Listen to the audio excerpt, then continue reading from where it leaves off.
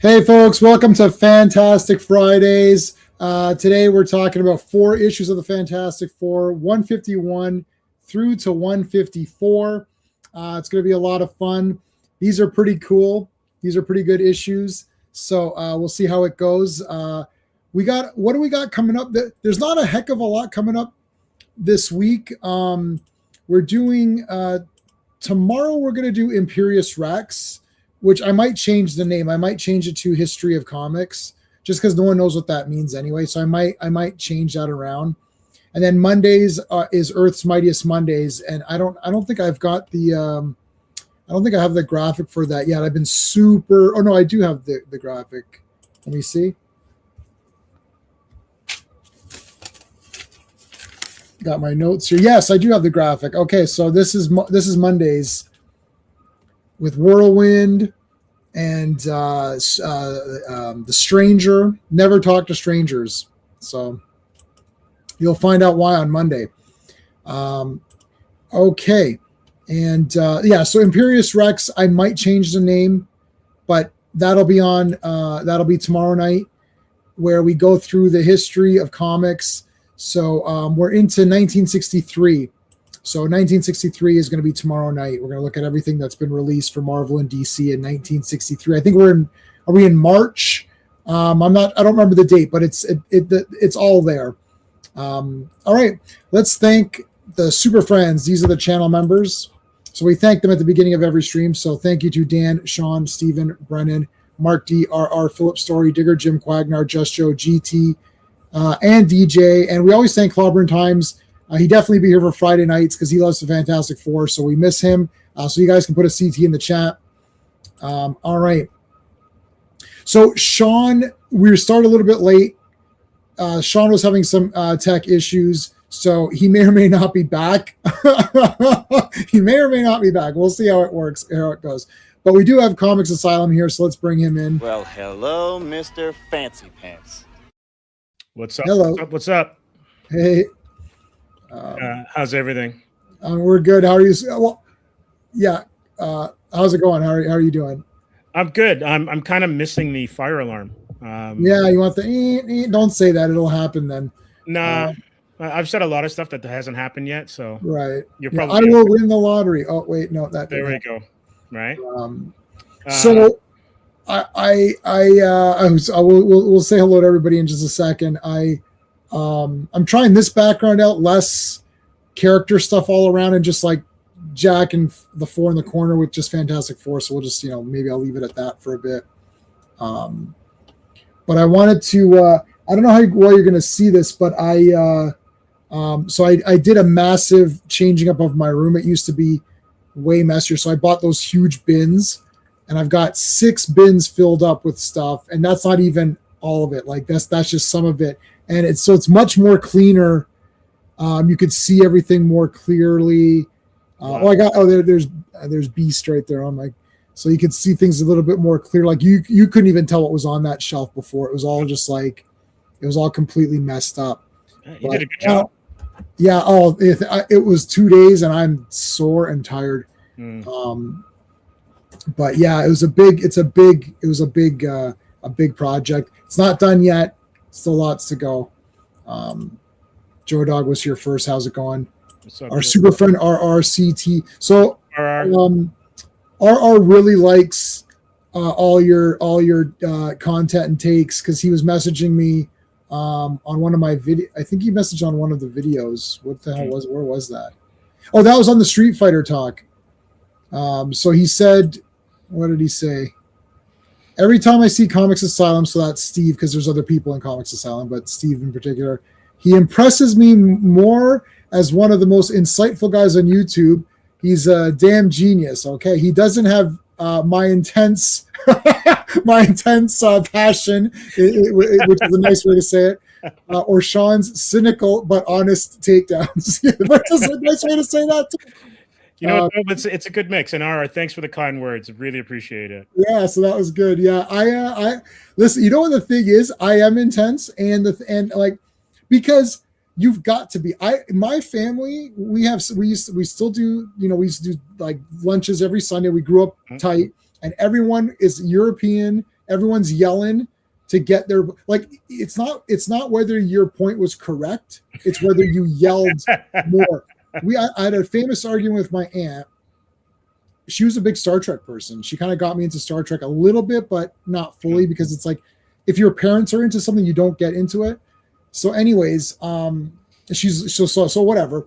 So I was like, well, there's only 3 seasons of Star Trek. And she's like, no, there's not. There's 5. I said, you're crazy. The original series, I said, there's only 3.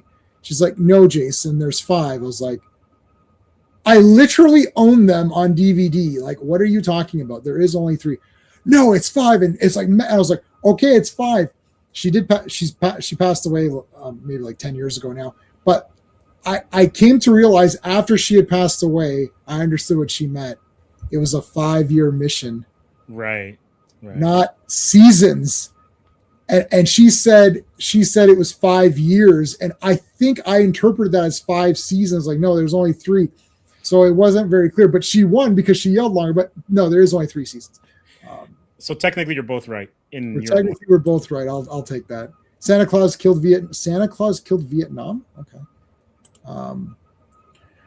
Okay, RR. I've been watching the Street Fighter stream. That was on Steve's channel. Well, actually, it was streamed through all of ours, but he was the host.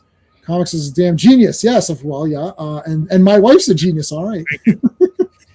Oh, he's saying when I said my wife likes Batman and Robin because it's like a Bollywood movie, basically. Yeah. Get on with it. We were having tech issues, man, and Sean was having a real rough time, so we had to. Machismo, is that how you say that? Machismo. So this is my first introduction to this villain, so it's going to be interesting. Yes, we'll look at him. Include him in your top 5 villains for Wonder Woman. Awesome. It's about time. CT $5 super chat. Wow, thank you, RR.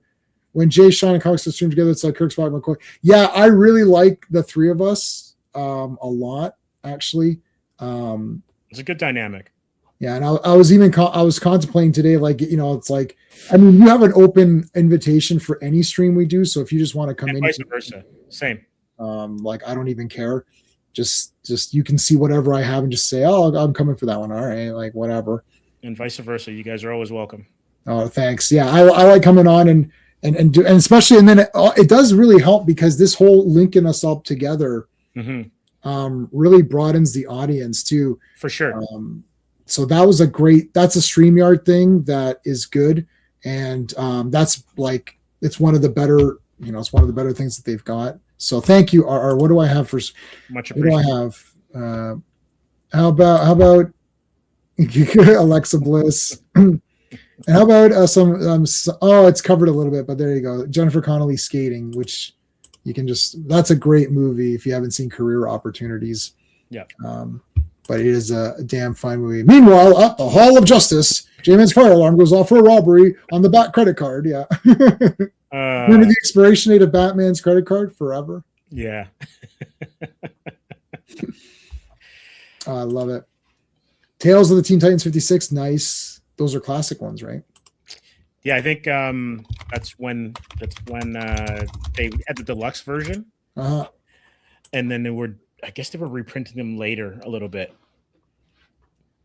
Yeah, and then it was called Tales of the whatever. Yeah, that I was a mad Teen Titans fan in those days. I have not read very much Teen Titans at all. Brother Blood, Judas Contract. Those are famous ones. Yeah. Okay, well, Sean normally does the credits. I don't have the credits, so I can read them. This is issue 151. The cover is October. I don't know what the real date was. Probably a couple, whatever it is, 3 months difference or whatever. So Thundra and Lightning Part 1. So it's Jerry Conway is the author. Rich Buckler is the artist. Joe Sinot is the embellisher. Artie Simic is the letterer. And P. Goldberg, do we know what's the P? Colorist. Okay. And Roy Thomas is the editor. So there you go. There's my crappy. So Clobby used to do the credits, and then Sean took that over because I can't read. So there's that problem. I usually look at the pictures and figure out what's going on. Right. But anyway, there you go. So I always make notes on these, and then the thing is that we get into the flow of talking, and then I don't really look at my notes. So it's really pointless that I'm even taking notes because we don't talk about it. I wonder if Japanese people think Andrew Koji speaks Japanese with a British accent. Watched Snake Eyes recently. Both he and Henry Golding sound like my English uncle. I did not watch that fake Snake Eyes movie because he's not even Snake Eyes. Snake Eyes took a vow of silence and doesn't remove his mask. And if you want to do an origin of that, that's fine. But you're just going to run into the problem that I don't care about that. Like, I don't want it. This is why, I don't want Smallville. I don't want 10 seasons of him not being Superman or Superboy. I don't care. Even if it's good. Oh, it's pretty good. I don't care. It's not, I'm not interested. That's, it's crazy. That's how I feel about Vader. I think I've said it before. I agree with you. But like Anakin, I understand for certain generations. Okay, fine. Yeah. But Vader's the villain, man. Yeah. Your friend was not happy with us on that stream. He was not impressed with our takes. He's like, I'm not coming back on with these losers anymore. I'm done with these goofs. Bruno was hilarious. Bruno was not happy. I was like, oh, he's not. But I can't lie. You know what? If I lie, that means I'm just trying to like. It's disrespect. That means like I don't really want to engage with you. Yeah, stick to your guns. Like your take is your take. There's nothing wrong with that. Yeah, I'll fight. Like I'll argue, and the thing is, if I don't, that means I don't care, or I don't care about the topic, or I don't care about the person because I'm like, yeah, whatever. Like I don't even care what your thoughts are. Like if I'm being aggressive, that means that I want to see the passion. I want to see you be aggressive back. Then it proves to me that you're not just saying, well, I like Anakin because he's a great character. What's so great about him? Nothing. Well, he's this. Name it. Get me pumped up. Like sell me Anakin. I'm not sold. He sucks. Ray Park's awesome too. Mm-hmm. Was fantastic in Snake Eyes. I thought he was really cool. It's a fun movie. Yeah. I like Ray Park. Yeah. And he was Darth Maul was like the best thing in that whole. That entire trilogy is he was the best thing. We'll say this and then we'll move on. Why didn't Ray Park? What the hell's that? Why didn't Darth Maul stay on right for the whole series, and then Vader gets born and Vader kills him in like a quick fight, and you're like, oh shit, Vader just killed that guy. Oh damn, he's even better than that guy, right? Like because Star Wars is terrible when it comes to amazing characters. Boba Fett got nerfed, right? Didn't even make it through Jedi, and then you were built up for Darth Maul. He gets chopped in half, and then Captain Phasma. Yeah. Oh yeah, she's terrible. And it's like, what? So these are consistent. Yeah. Anybody that might have a chance of being cool, it gets beat up. Admiral Teague is here. What's going on? Tough times for Ray Park. Yeah, I like Ray Park. Yeah. Okay, so they're getting new suits. Johnny in the back there, Thing in the front, getting a nice new suit here. These suits, how many pages do you think these suits are gonna last? Let's see. One. What does Vegas say? Vegas, the over-under is page 6. Sure. 2. And not even 3. And it's already burnt off. What I love about this is that I'm finding, what kept me away from Fantastic Four for the longest time was that my impression was that it was a bit boring. Because, they're scientists. And even though I actually took all the science courses, I took all the advanced science courses in school and math courses. So I'm a bit of a nerd. I was a nerd and geek. Like a geek is like a geek who likes these pop culture-y things and is an expert on those. A nerd is not all geeks are nerds and not all nerds are geeks, right?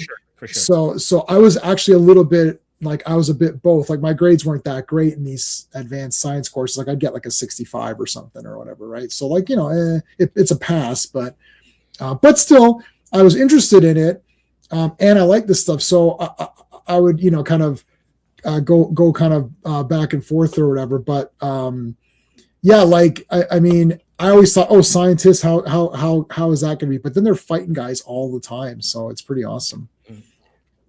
I came up with a better idea than the actual writers. I know you and Shana.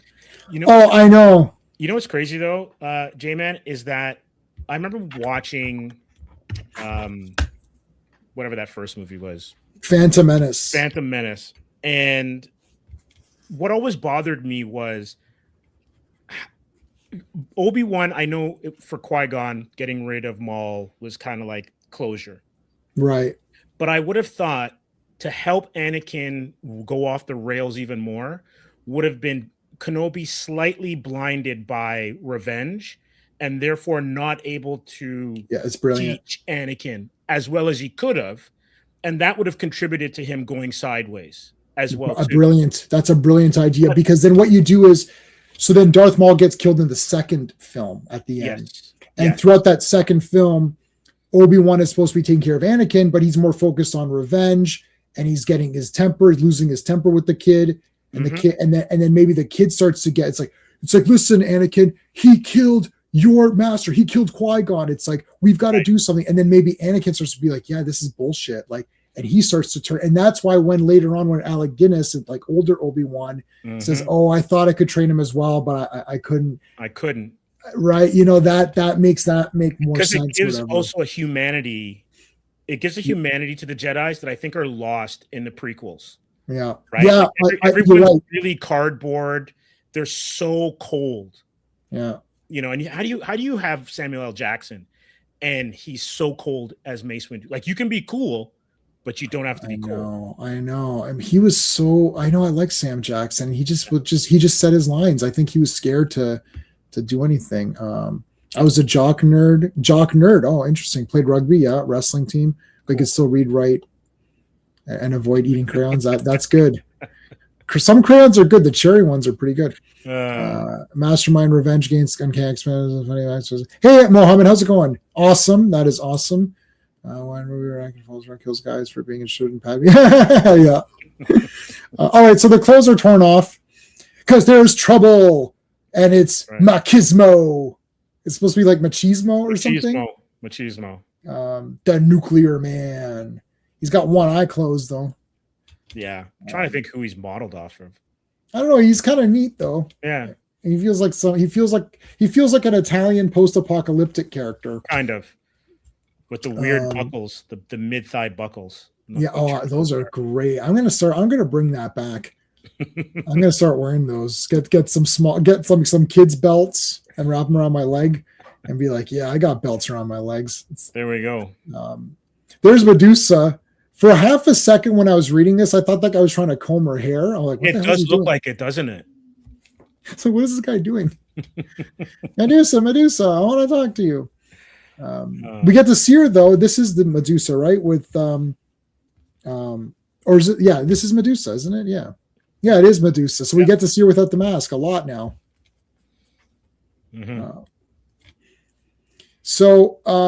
There's Thundra, who I just think is absolutely awesome. I think she's a great character. Classic comics. He's basically a post-apocalyptic barbarian king. Yeah, a bit of a moron. Yep, for sure.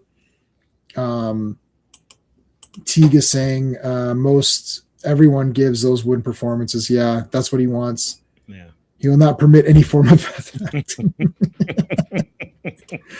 Are you trying to act in the scene? Stop it. Just stop it right there. Just say the lines. That's all.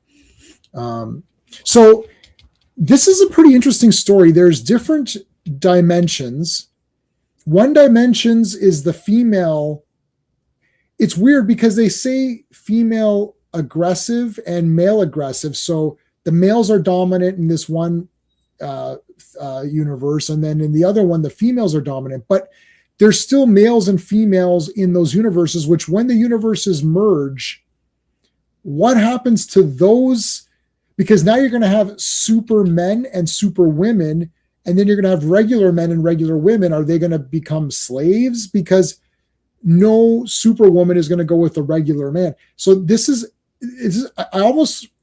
would have been weird to have just women and just men, because how would they procreate, right? So that's a weird thing, but they glossed over that. Now, when I was reading this, I was like, they kind of glossed over it, but it is a neat story of the dominant women and the dominant men, and there's your different Earths, and then you've got your barbarian guys. And how come they're all goofy barbarian people? The women are goofy barbarians, and the men are goofy barbarians. None of them became science fiction, like sci-fi or whatever. Like nothing, they didn't become smart. They all became, just big tough ass. Look at this. He's dragging the woman by her hair. That's pretty rude.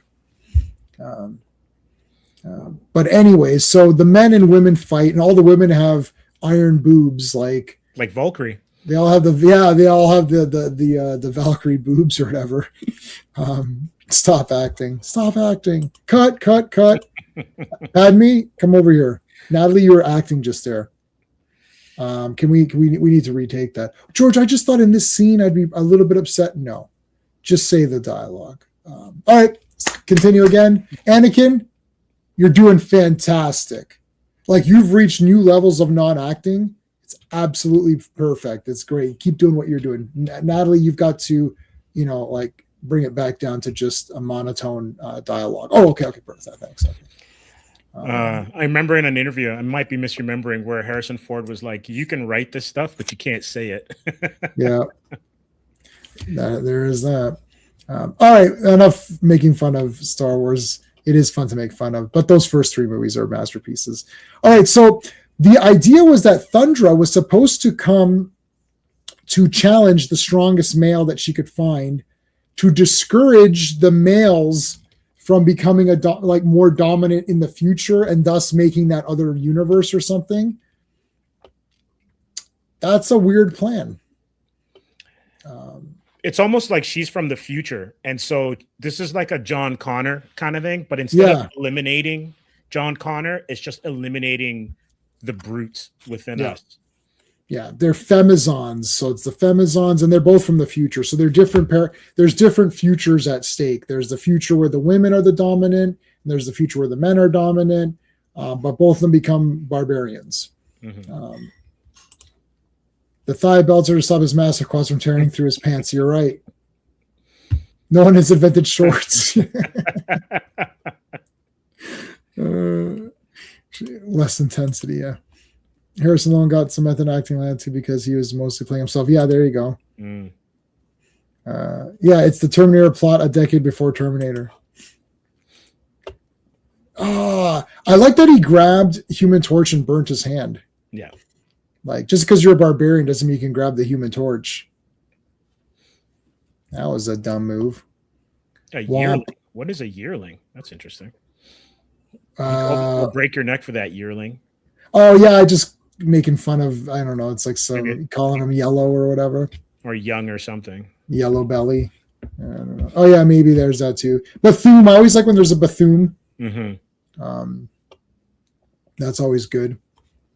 I warn you, pre-man, I will have my way. I like these like super intense buffed guys that come in and just beat the shit out of everybody. It's awesome.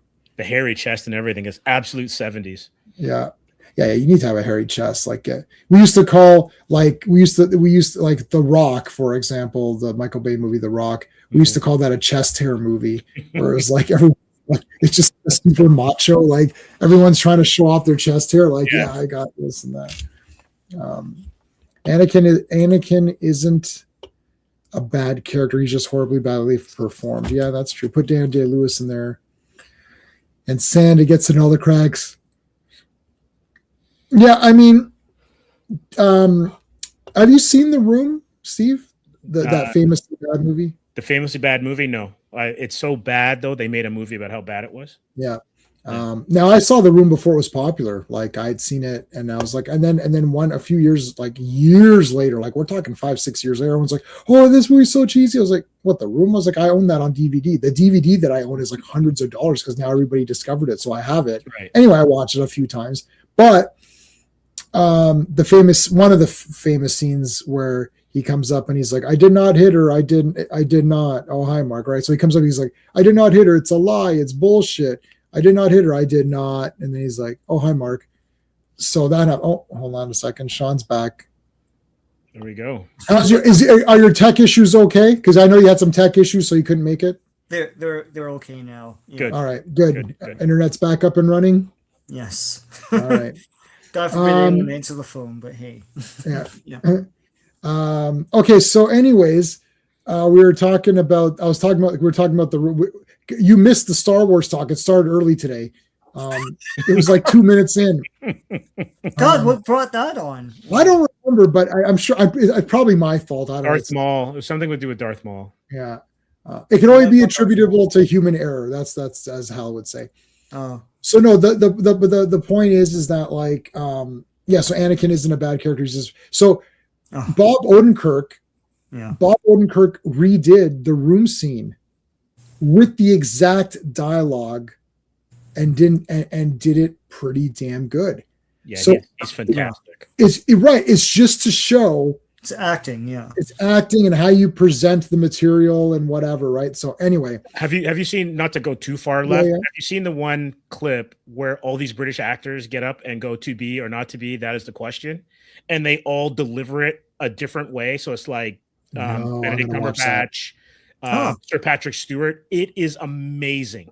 It just shows you how little nuances can totally change. I'm going to search that and find it. That sounds awesome. It's amazing. And how important casting is. Oh, it's absolutely. Like, just any actor. It's like, no, casting directors know what they're doing. Usually. Right. Yeah. So he belittles all men, considers them weak. Yes, that's right. Yeah. All right. Yeah.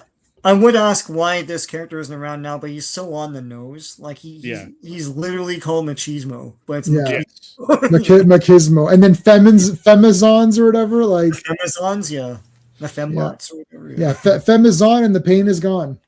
Thunder and the femizons. It's like there's no nuance with this guy at all. Yeah, Thunder and the femizons. Thunder and the femizons. All right, so there's been Thooms, all of it. It's been a massive battle. And J-Man with his obscure movie knowledge, way ahead of the curve, obscure movie knowledge. Were you there? No, I was when we were doing a stream with Pete. We were talking about hardware, which we're going to do for Circle of Iron because I feel like we need to address that movie more. And then Skeptic was in chat. And he was naming all these random movies. I was like, I own that. I'm like, how do you know all these movies, Skeptic? That's pretty good knowledge. He goes, honestly, I'm just Googling cheesy B sci-fi and post-apocalyptic movies, and he's naming them. I said, Skeptic, if you're going to do that, don't even bother. I own them all. Whatever comes up, there's a high probability that I own it. Yeah. Okay, big explosion here. Time tunnel. Here comes the time tunnel. There's Medusa, and even she's saying, "Look," she's like, "He's so on the nose." No, and Thunder's like, "I've got to beat him up." So they've got the both of them got to fight. It's man versus woman.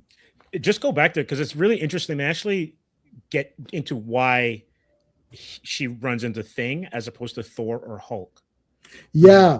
So her mission was to come and challenge the strongest male of the species of our Earth, and then defeat that person. But why not go fight Hulk? Hulk and Thor would be your top favorite ones. I forgot exactly what she says precisely. I don't want to battle the Thing. Yeah, she's actually come to respect him, and it's interesting because now Thing has actually caused her to kind of doubt her mission. Yeah, right. Well, also point of this whole thing, like each side softens by the end of the story. This is so there's a temporal field around the Baxter building. That's why she came there, and she just saw Thing and thought, oh, he was the strongest. But Hulk is the strongest one there is. So I don't know why she thought that. Strongest one there is. I don't know why Mr. Fantastic is doing like cartwheels and shit. Like, doesn't know how to fly. It's because he's happy. He's happy. Yeah. Like, come on, buddy, let's go. We got to get this going. Let's go.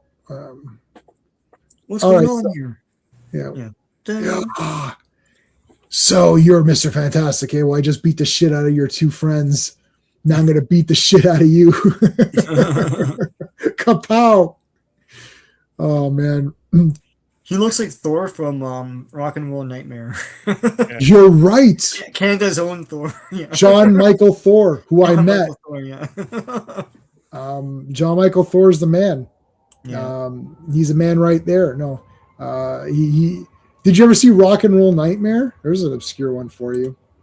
I don't think you've seen that one, Steve. Have you? No, not at all. Yeah, we should have been friends from a while ago. You would have been watching so many weird ass movies that they'd just be normal to you now. I gotta stop hanging around with these guys. Yeah, it's like we saw that for cinema, and then they put it on DVD as well. But Thor, yeah. When we're a little later on, I don't want to like slow it down. There's a show that came up or a movie that came up I'd never heard of. I'll bring it up later, and I guarantee you both you've probably seen it already. All right. I was gonna say, where's my? I think I've got it here. So here's the thing. There's me and Thor. There you go. Oh. That's the real Thor right there, Mm-hmm. not the fake Thor. Okay, so he punches him out. Let's finish this one at least, so we can get on to the. But how does Reed survive that punch? Honestly. Yeah, this is the punch, right? Yeah, we've asked this question before. It's sort of like he has super strength or something, or endurability. He has to be super strong at some level. If you want to apply logic to it, he has to. Because like he'll form a bridge and like thing will walk across him. It's like, well, he has to be strong too. Yeah. Yeah. All right, so he got punched off the roof, and then that's that one. So we didn't do we did the credits super fast for issue 1 because so you want to do you want to do 51 and then 52 and then we'll. All right, so 51. So 151. The cover art was Rich Buckler and Gaspar Saladino, and the release date was July 23rd, 1974, but the cover date was October 1974. 151 was written by Jerry Conway, penciled by Rich Buckler and Joe Sinott, inked by Joe Sinott, colored by Petra Goldberg, lettered by Artie Simek, and edited by Roy Thomas. I guess it's the first appearance of the Machismo guy, too. Yeah. Nuclear Man or whatever. Not Mark Pillow, but, no. Machismo. And Fantastic Four 152, the cover art. Holy crap, look at this cover, man. It's friggin' awesome. It's awesome. Kirby dots. Rich Buckler, John Romita, and Danny Crespi. Release date is August 27th, 1974, but the cover date is November 1974. A World of Madness Made. Written by Jerry Conway, penciled by Rich Buckler and Jim Mooney, inked by Jim Mooney, colored by Jan Brunner, and lettered by Artie Simek, and edited by Roy Thomas. They're switching around pencilers a lot in these issues, and inkers too. Like it's not just a solid team. It's not a team. Yeah. Yeah. Well, this one's awesome. So the guys were captured at the end. So they basically all get captured. Yeah. And there's Medusa. So Medusa and Death, that gets put together. Yeah. So he got punched off the roof there. His one leg is like. Dang. Hey, that's not a. Oh no, they messed up. That's a foot. That's not a foot. That's an arm. Yeah. Oh, it's so weird. He has 3 arms. Well, why? Well, I guess he could make his foot. He could elongate into a hand to try and grab something. Yeah. Sure. Yeah. You can plug holes into Swiss cheese if you want. But absolutely. Yeah. Here comes Thundra. Thundra.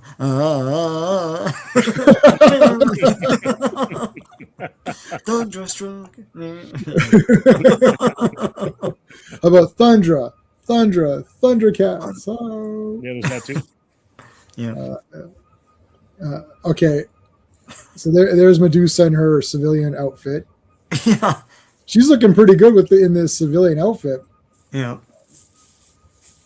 All right, so Thunder's pissed right the shit off, and I you know what? I'm with her on this one. I'm pissed off too. F this guy. He showed up with his. Imagine this guy spearing someone like in wrestling with those spikes. It's like, with the cheese grater on his on his shoulder. Maybe all that hardware is for making coleslaw. Yeah, yeah. Sean is back. If Sean was any more back, he'd be front. That's how back he is. There you go. Oh, back. Yeah. That's a Groucho Marx thing. She's like, hug me closer. He's like, if I was any closer, I'd be in back of you. Okay, so everyone's laying down on the job. Yeah. Thundra's like, you beat up the thing. That's not good. Look at the face though of this guy. This is great. Yeah. Like whoosh, like super angry. They headbutt each other, and then it's like A nuclear flash or something. yeah, what the heck?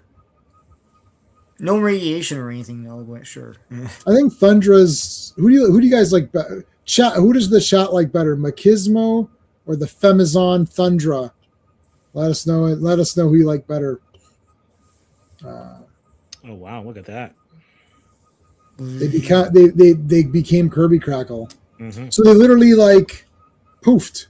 They literally like got destroyed or whatever. Yeah, and Reed's like, if they didn't poof like that, they would destroy the world or whatever with their nuclear blast weirdness.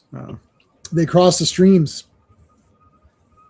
All right, so Medusa. what's going on here? Now that cover was a bit of a spoiler because Yeah. that's going to be later on. Captain Spaulding, yeah. Yeah, he woke up and shot an elephant in his pajamas. Why that? How that elephant got into his pajamas? He doesn't.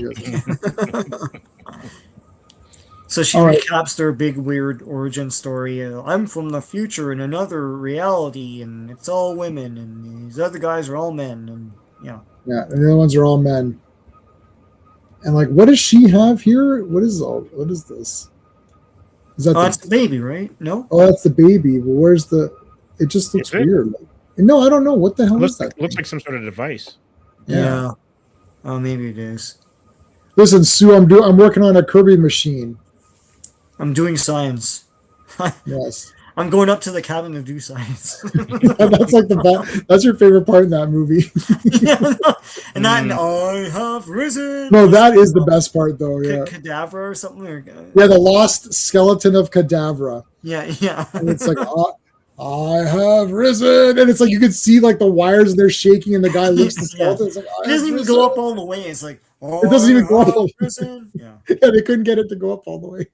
So I got a question. Did Sue and Reed reconcile recently? Yes. So that's why he's doing backflips. It makes total sense. Yeah. In 150, actually. Okay. So yeah. Oh!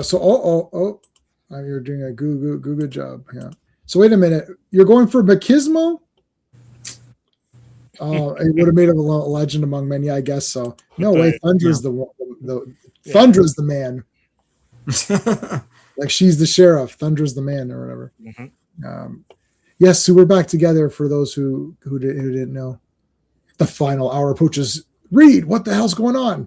It's like, okay, Thing, just keep holding that up. And he's like, should I keep holding that up? And he's like, no, I don't know why. I forgot why you were holding I forgot why you were doing that. Yeah. You know, douche. There's the real. I like this. Oh, that was Franklin. That was his foot. No, that's a machine. It's a saxophone. Yeah, that's weird. It's a bib or something. I don't know. He's got like a makerish helmet going on there too. Yeah, he does. Mm-hmm. Yeah. They don't know what the maker is at this point, but yeah. No. All right, let me type that into the computer here. I'm going to send you guys back through time. Yeah, gotta get back. Yeah, wait, what is that? Yeah, they're going back. They're going back in time. No, but is she holding it still or what's? Yeah, she's holding the baby. That's Franklin. You can. There's wrinkles. That's Franklin. Okay, yeah. His wrinkles in his pajamas or whatever. Yeah. So the Fantastic Four minus Sue, so she's not really part of it anymore. They're going back. They're using Doom's time machine. They're getting a lot of, Dr. Doom really should not have created that because like he didn't really hang on to it very long. No. Like patented or something. Like it became a tool of the FF or whatever. Yeah. All right, so they teleport. What's going on here? Look at all this crap. Oh, so Reed jostled with the machine, so he tinkered with it. So yeah, it could go back in time and forward as well, but it can also go sideways. So they're gonna go forward in time, and then once they get to a time where it looks all messed up and stuff, it's like mankind's long gone. Then they're gonna roll it sideways to Machismo's world or whatever it is. I'm not sure time works that way. Yeah, well, I mean, time travel is bullshit anyways, because you'd have to be in space, right? Like, yeah, because the Earth moves all the time. Yes. So, you don't go back to a point in space time and time. Yeah. Yes. Well, they're doing it like the Time Machine, where they're just no, watching it happen. No, we're all biased by the idea that like you're in a point in place. It's like if you sleep on a bed, then you're still, but you're not still. Our perspective of the world is different than what it really is. Anyway, whatever. Yeah, that's the somewhere in time theory. Yeah, where he can create the world around in that room, and then that room becomes. Oh, that was weird, but yeah, that was weird cool, actually. Yeah, but it's kind of neat because it was so interesting. Like, it was a very interesting. That's Christopher Reeve, so like you're just gonna watch it. Yeah, and so that means it's the best, and it's coming out on 4K, so I'll be getting that. Was that movie Stage Fright? Or was that the thing where he was the secret? Anyway, whatever. I won't. No, Noise is Off. No, wait, which one? No, you showed me that movie. Are you talking about the one with Morgan Freeman? No, it was like a. Oh no! It's called Death Trap. Death Trap. Okay. Yeah. Don't say anything. Have you seen Death it's Trap, awesome, Steve? Yeah. No. Oh, yo. Is this a Chris Reeve movie? Oh, Christopher Reeve, Diane Cannon, and Michael Caine. We'll talk about it after later. I'm all good with that cast. It's terrific. It's like an early 80s, late 70s thing. Yeah, like, dude, my wife and I were laying in bed. We're watching it, and about 40 minutes in or 45 minutes in, both of us whoosh, stood right up. We're like, oh, hell yeah, we're not going to bed till this shit is done. and then the next movie after that was good too. It was a Diane Cannon double bill, but Death Trap, like, I'm getting chill. Like, dude, you will absolutely, like, people are like, oh, there's a pretty good twist ending. No. This has about 17 twists. Nice. And the first one is like, you're like, I did not see that coming. At all. Like, not at all. Like, never. Even if someone told me there's a big twist, you're like, nope, you will not call it. It's pretty damn awesome. Anyways, and the acting is like, I mean, it's Michael Caine and Christopher Reeve, and it's absolutely awesome. Cannon was good too. Also, He's RR, good. I agree with you. 149 and 150. That's if anyone has not read that 2-part arc in Iron Man, Volume 1, do it. It's also, I think 150 has one of the most iconic covers you'll ever see, where it's Doom versus Iron Man going head to head. It's a fantastic. Oh story. Yeah. I had that as a kid. Yeah. I only had about 2 or 3 Iron Man issues, and that happened to be one of them, which is so weird. We can look at it. I've got it on this computer, so we can look at it. All right. So they're basically, what they're trying to explain is that they're going into the future of a different reality. Mm-hmm. It's the future of an alternate reality. That's what's actually happening.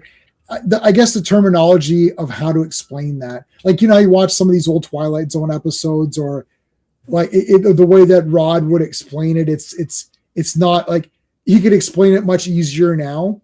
And one of the, this isn't a fault in my opinion, but one of the faults of that show, like when we watch it, is like, it's like there's like this long-winded explanation in the beginning to explain what's happening.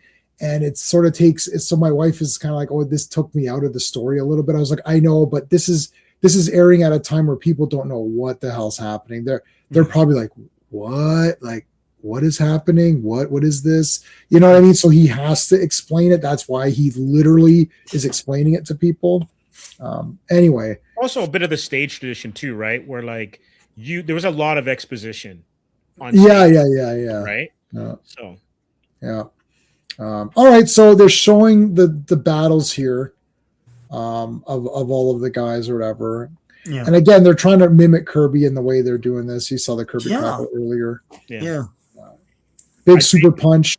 Whenever you get like a new artist coming on FF, it's almost like they get stage fright, and it's like, I got to do Kirby. Yeah. To start until they find their legs. Because Jim Mooney was working on Spider-Man. He was inking Spider-Man at this time. Yeah. Yeah, there's Machismo, who is like the strongest man. Mm-hmm. Literally the world's strongest man. He actually was. So he's beating the crap out of everybody. Here comes Human Torch, getting punched in the mouth. I always like guys getting punched into the camera. Like that's always cool. Christopher Reeve, top actor for sure. He holds the stage with Anthony Hopkins, James Fox, Emma Thompson. Remains of the Day. Yep. I'll give you my Superman salute. There you go. I knew you double-crossed me, Luther. A lying weasel like you couldn't resist a chance. What are you talking about? I was with you the whole time. Too late, Luther. Too late. Kind of like how Marvel, kind of like how at Marvel, when you go 20 or so years in the future, you can wind up in the future of Days of Future Past or Deathlock or Maestro. Yeah. Or Guardians of the Galaxy / Killraven, which was War of the Worlds. Yeah. Yes. War of the Worlds. That's my favorite future of the Marvel thing. I got the digital of that. I know you got the. I was there when you got the. What was the issues at that shop? I got every single one in one box. I'm like, what the hell? That was crazy. That was weird. Crazy, yeah. That place doesn't exist anymore. So no, it's still it's under different ownership, so it's spooky. Yeah. You saw Death Trap in the theater. Nice. That was awesome. Yeah. Yeah. Anyway. Giving things away, man. Like what the? Yeah, classic. Careful. What the heck? What that WTA? What WTH? Did you hear that, Medusa? Those bums shot at Medusa. Oh, now Lewis. Oh, there we go. 1, 2, 3, 4. How many got hit? 5. 1, 2, 3, 4, 5, 6 got hit. He ran through them, like literally. Yeah. And just one Titanic punch. And you know what? That's what I kind of miss. I know the storytelling's different, but I kind of miss when you have battles in modern books that you don't have those kind of panels. Yeah, I know. Where guys are taking out like 7 guys at one time. Yeah, everything seems very, very like whatever, right? Like that's the thing. Like some new comics, even the ones that I like, even the newer comics that I still like they're still ones I like. They're not as cool as like. There's no one doing anything really crazy superhero-y that's pumped up. Like I like when it's like they shot Medusa. That's it. That's pissed me right off. And he like knocks. It's like like, go crazy. Like knock these guys out. And that's the good guy doing it, right? Not the bad guy getting angry. It's the good guy doing it. Right. All right, so they are captured though, unfortunately, and then she gets whipped. Oh dang! Yeah. And then Thing gets pissed off again, and then he gets clapped back too. He gets in the head.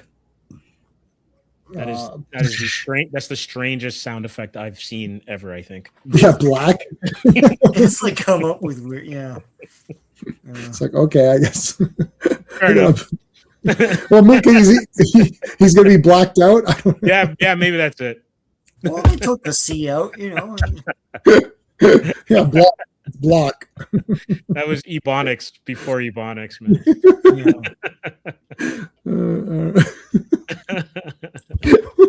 What was that?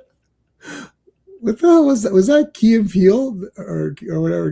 It might have been. Where the guy he's the substitute teacher. Key and Peele, man. He's saying all the names wrong. Miss Blake. Balake.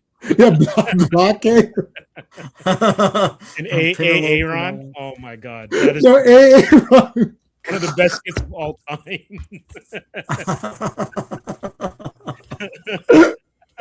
Aaron is the.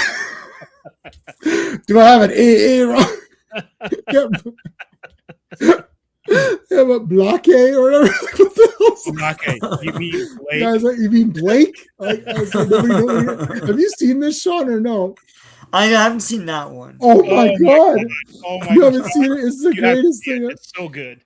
No, so he comes in and he's saying all the names like super wrong. So it's like not one of them is even remotely close. And it's like, yeah, Blake. And it's like, he goes, where's Blake at? Right? It's like, you mean Blake? Yeah. It's like every name is wrong. Because as a former teacher, sometimes you go into a classroom and you have no idea. Right. I'll just say the kids' names. And so that was just it was a perfect skit, a well-written bit. Yeah, we'll talk about it at the end. I just saw it. Yeah. I'll just say this quickly. I read a whole spoiler of what the entire movie, and I thought, oh, this is probably fake. And seeing that scene in that trailer that's exactly what was in the leak I read like a year ago. So I think I know what the whole movie is. Awesome. You could tell us after if people want to know. I think I said it before, but yeah. All right, so there's trapped in this birdcage. Medusa doesn't. The big thing here is Medusa doesn't come to save them. She runs off because she's figured something out. Yeah. All right, guys. I want to remind everybody that we're streaming this through all 3 of our channels. So I've been posting the links to all 3 of our channels in the event that you're watching it on one of the channels and you're not subscribed to the other 2. So please make sure that you're subscribed to all 3 of us. It really does help to grow all 3 of us at the same time. So wherever channel you're watching this on, please make sure you hit the like on that channel, because YouTube, I've stopped doing almost all video. I'm going to do 1 to 3 videos a week. That's it, because the way that YouTube works now is garbage. And also, if things aren't monetized, your video goes nowhere. Yeah. You almost get buried. No, you get buried. And even if you are monetized, that doesn't mean anything. It goes to your subscribers. If your subscribers don't watch the video. So I did about 3 or 4 blaxploitation reviews. 1 or 2 people said, oh, these are great, do more. I'm like, it's not happening. Oh, they didn't get any traction? They got 0. Nobody cares. That's unfortunate. Yeah, nobody cares. So it's done. I was looking forward to Black Caesar 2 or Hell Up in Harlem. Which I'm going to watch on my own because I've never seen that one. That was on that set there's a few on that set that I haven't seen. I just rewatched Coffee for like the 100th time. I was going to do that. I was like, maybe, I don't know. Because the problem is you do a video, if it doesn't get traction, they don't push it anymore. And then your channel, it's almost like it pushes it down. So I'm only doing videos that either I really, really want to do, like those strange tales, or that I know are going to get people to watch. Live streams are doing good. People like this format of looking at the comic and chatting away and just, killing time and looking at the comic. So they like that format. But if it's just me doing a 5 to 10 minute video, I'll finish Nightfall because there's a couple of guys that really want me to finish that. That's it. Unfortunately, I can't do. Yeah, the blaxploitations are out. And I was really looking forward to it because I was doing in depth.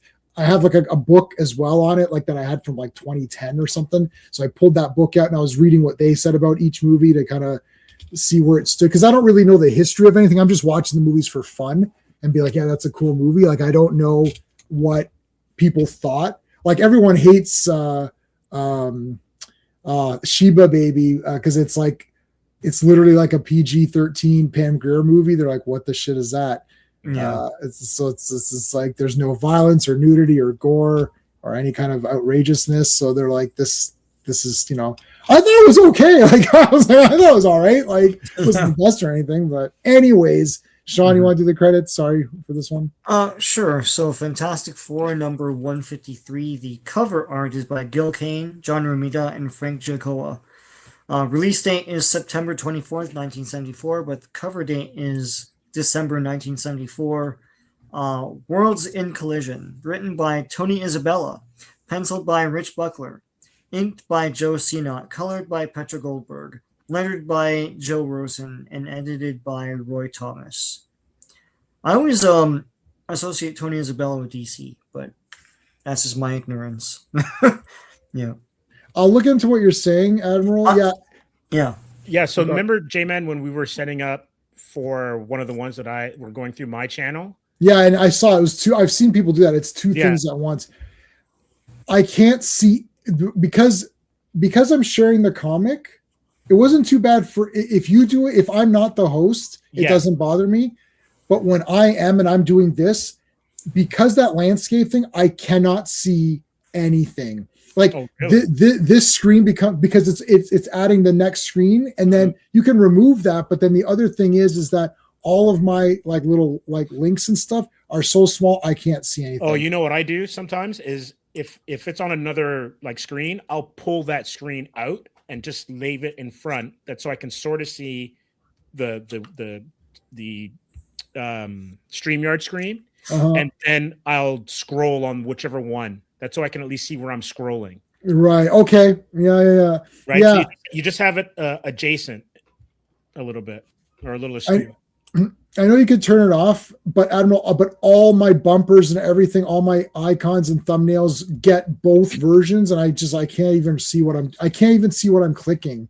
Right. Like, so I don't care that this isn't my job, so I don't care that much about it. Like, I don't want to do a video that 2 people watch and no one cares, because that's a lot, right? It's a lot of work to do a video that 2 people watch. The streams, I mean, I'm having fun doing them, so it doesn't matter to me that much, and people are watching. So I'm not that like hardcore. I monetize because why not? You know, it's good for subs. Yeah, it's a disaster. Okay, so Sean, can you send RR that link? I'll try and find this a while ago, but I'm Right. sure I can find it. Just searching. Nobody watches RR. We'll watch them. Yeah, we'll watch them. Oh, they're in Welsh. Yeah, I'm not watching them.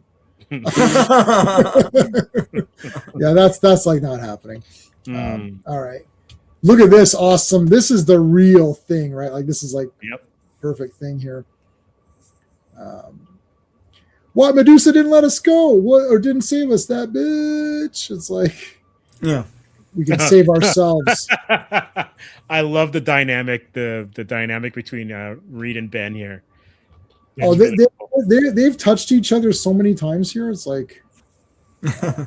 where did Reed Wrap touch you himself exactly? around. Where did Reed touch you? He kind of wrapped all around. It was weird. Yeah. Yeah, there's some good comic relief at the end of the third panel. So they're trying to break out of this floating birdcage. Shut up. Yeah. Reed, yes, Ben. Shut up. Shut up. I honestly think. Yeah, that makes sense. That makes total sense. I know they want shorts and all that, but I'm not. I used to do short comic reviews, and I was like, nah. I don't care. I'm not doing anything that I'm like whatever on. Either I'm doing the stream. Like, I can even stop doing videos totally, but there's a couple I just like to do them. Yeah. I like doing this format better. Okay, so trying to break out of this thing. Nope, it's not working. But this is an interesting idea. Melt the thing on the top that's holding the whole thing up. That was a good idea. Yeah. So one half of the duo Frick and Frack got them out of it. Yeah. They fall down and break open, and then they just get laser beamed to death. Man, just rough. What is it? Hey guys,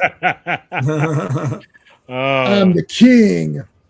Yeah, there's my woman chained up. Oh my God! You know what this reminds me of? Road Warrior.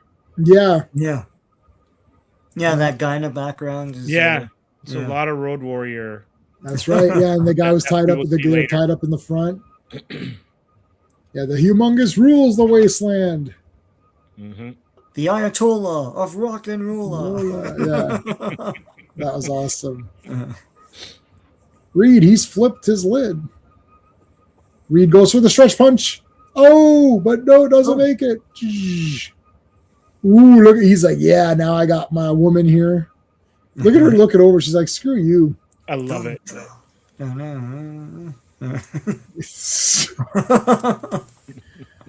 She jumps through this. What the hell happened here? It's like jump through this big thing. He basically threw her in the brink. Yeah. But now you got the real Fantastic Four in here. That's right. Oh, this is like the big music would start playing with the big explosions in the back. Yeah. All right. Tarantino moment right here. Tarantino, Reservoir Dogs or whatever walking down. Oh shit! Look at these mutoids. These Inhumanoids. There you go. Inhumanoids. It's clobbering time. These guys are crazy. But the best part is, like, Johnny's like, come on, man, say it. And this is what should have been in the movie. Ben's line here. You just can't say it, Torchy. You got to build up to the right philosophical moment. And then what? And then it's clobbering time. Like, have some fun with it. Yeah, rather than, oh, I don't want to. Like, lazy writing. I don't want to say it. It's like, okay, so this is the fake thing. It's like, well, what's the point of that? Yeah, here there's a reason why he doesn't want to just yet. And then and it's interesting, you know. So, yeah, this is the it's like Galactus is like, wait a minute, where's that other hat I have? It's like, oh yeah, shit, this guy's wearing it. Also, the Kang edition. So he's like Timu. He's Timu Galactus. Yeah. And Kang has the same kind of hat or headdress. Yeah. The time to clobber hath cometh. Womp. I'll hold this guy. It's like, all right. Oh, that was good teamwork. He held him, and then she punched him. Yeah. That was good. Oh, here comes the purple beast. Blast him with friggin' fire and Kirby Crackle. I think he kills them or something. Well, So, like they super kill these monsters. There's no humane society here. It's like no. The problem with the worlds are merging. So it's two alternate realities in the future. So two future alternate realities are now becoming one alternate reality future. Yeah. So it's basically like, I don't know if they're trying to say all the weak men on the women's, so all the Femizonian weak men are going to be gone, and all the machismo or whatever it's called, they give the name. No, the women in the machismo planet are now inspired by Thundra and whoever, and the men 70s. in the Femizon planet are inspired by these like strong men in the machismo planet or whatever. Once they merge, what's going to happen to those? They're going to be weak. Well, that's what Reed was saying at the end of this comic. He's like, it's like they're kind of now in the middle with each other. Like they've softened a bit, and now they're gonna. I mean, there's gonna be like battles and stuff, but like it'll be more equal.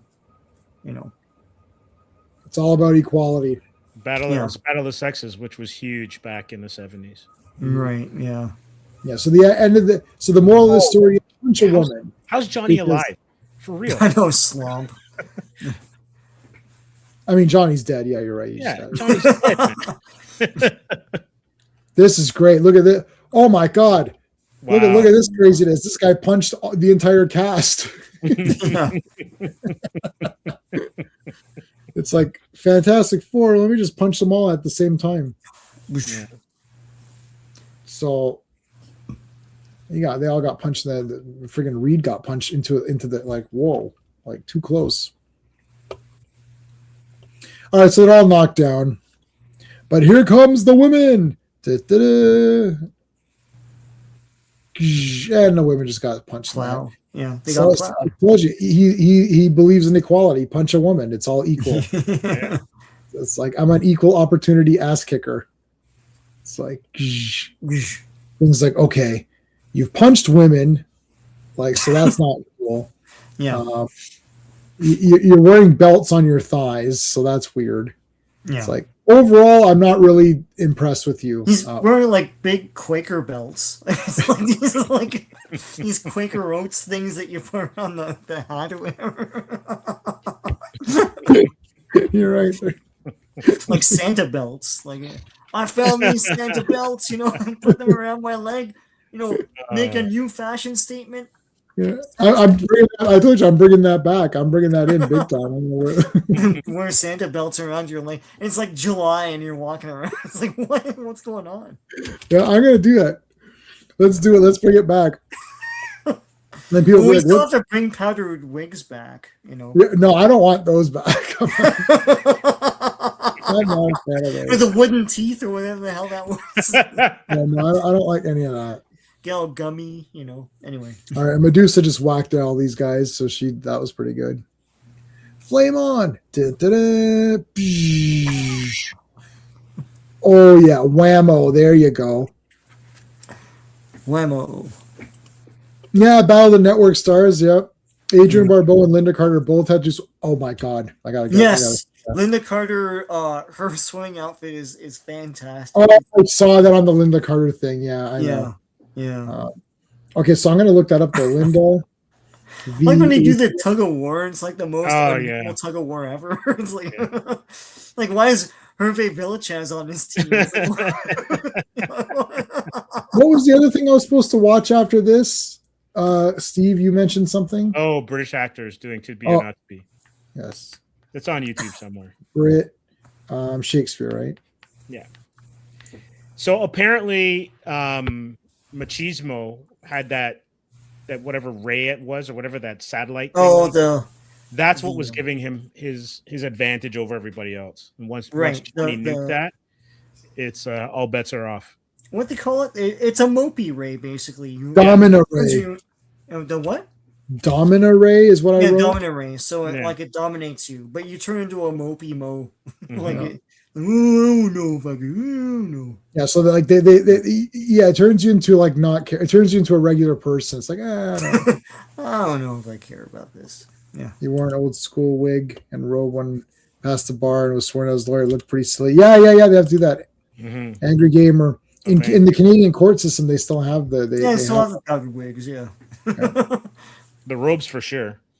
Yes, the Santa robes. The Domina ray. That was the ray that was Domina making. Ray. Yeah. Thundra, wait a minute. I'm gonna go beat this guy up.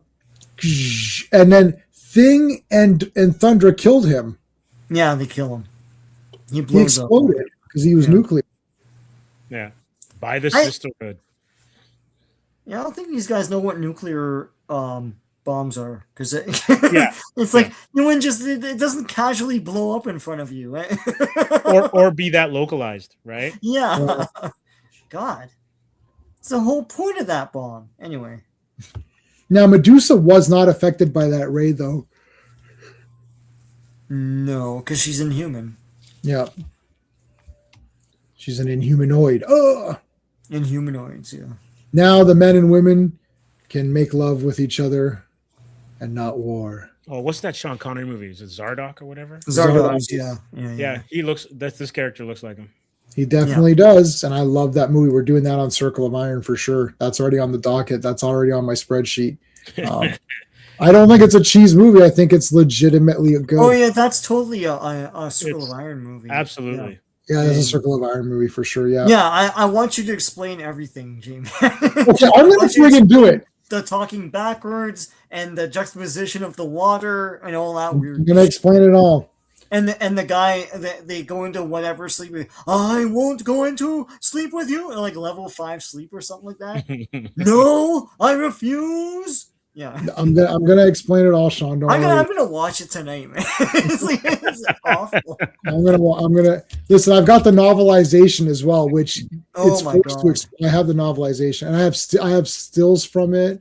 I love it, and I made my little characters, and I made a Zardoz for everybody. I think everyone should have a Zardoz. Steve doesn't have one. I'll have to make him a Zardoz next time I make them. There was a Superman character, Vartok, was that his name? He looked exactly like Zardoz with the dental floss outfit or whatever. Oh, like you looked like not Zardoz, like Sean Connery. Zed, his character. Zed, his name is Zed. Yeah. John Borman, makes good movies. Some of them are really weird. Maybe John Borman will be in the chat when we when we talk about it. Ruined by costume design. Yeah, but I can explain that too. So there you go. It's going to all be explained. I'm going to save it for Circle of Iron. You're going to have to show up. You're not going to get a freebie explanation today. Everyone's fishing for J-Man's going to explain it all. Not tonight.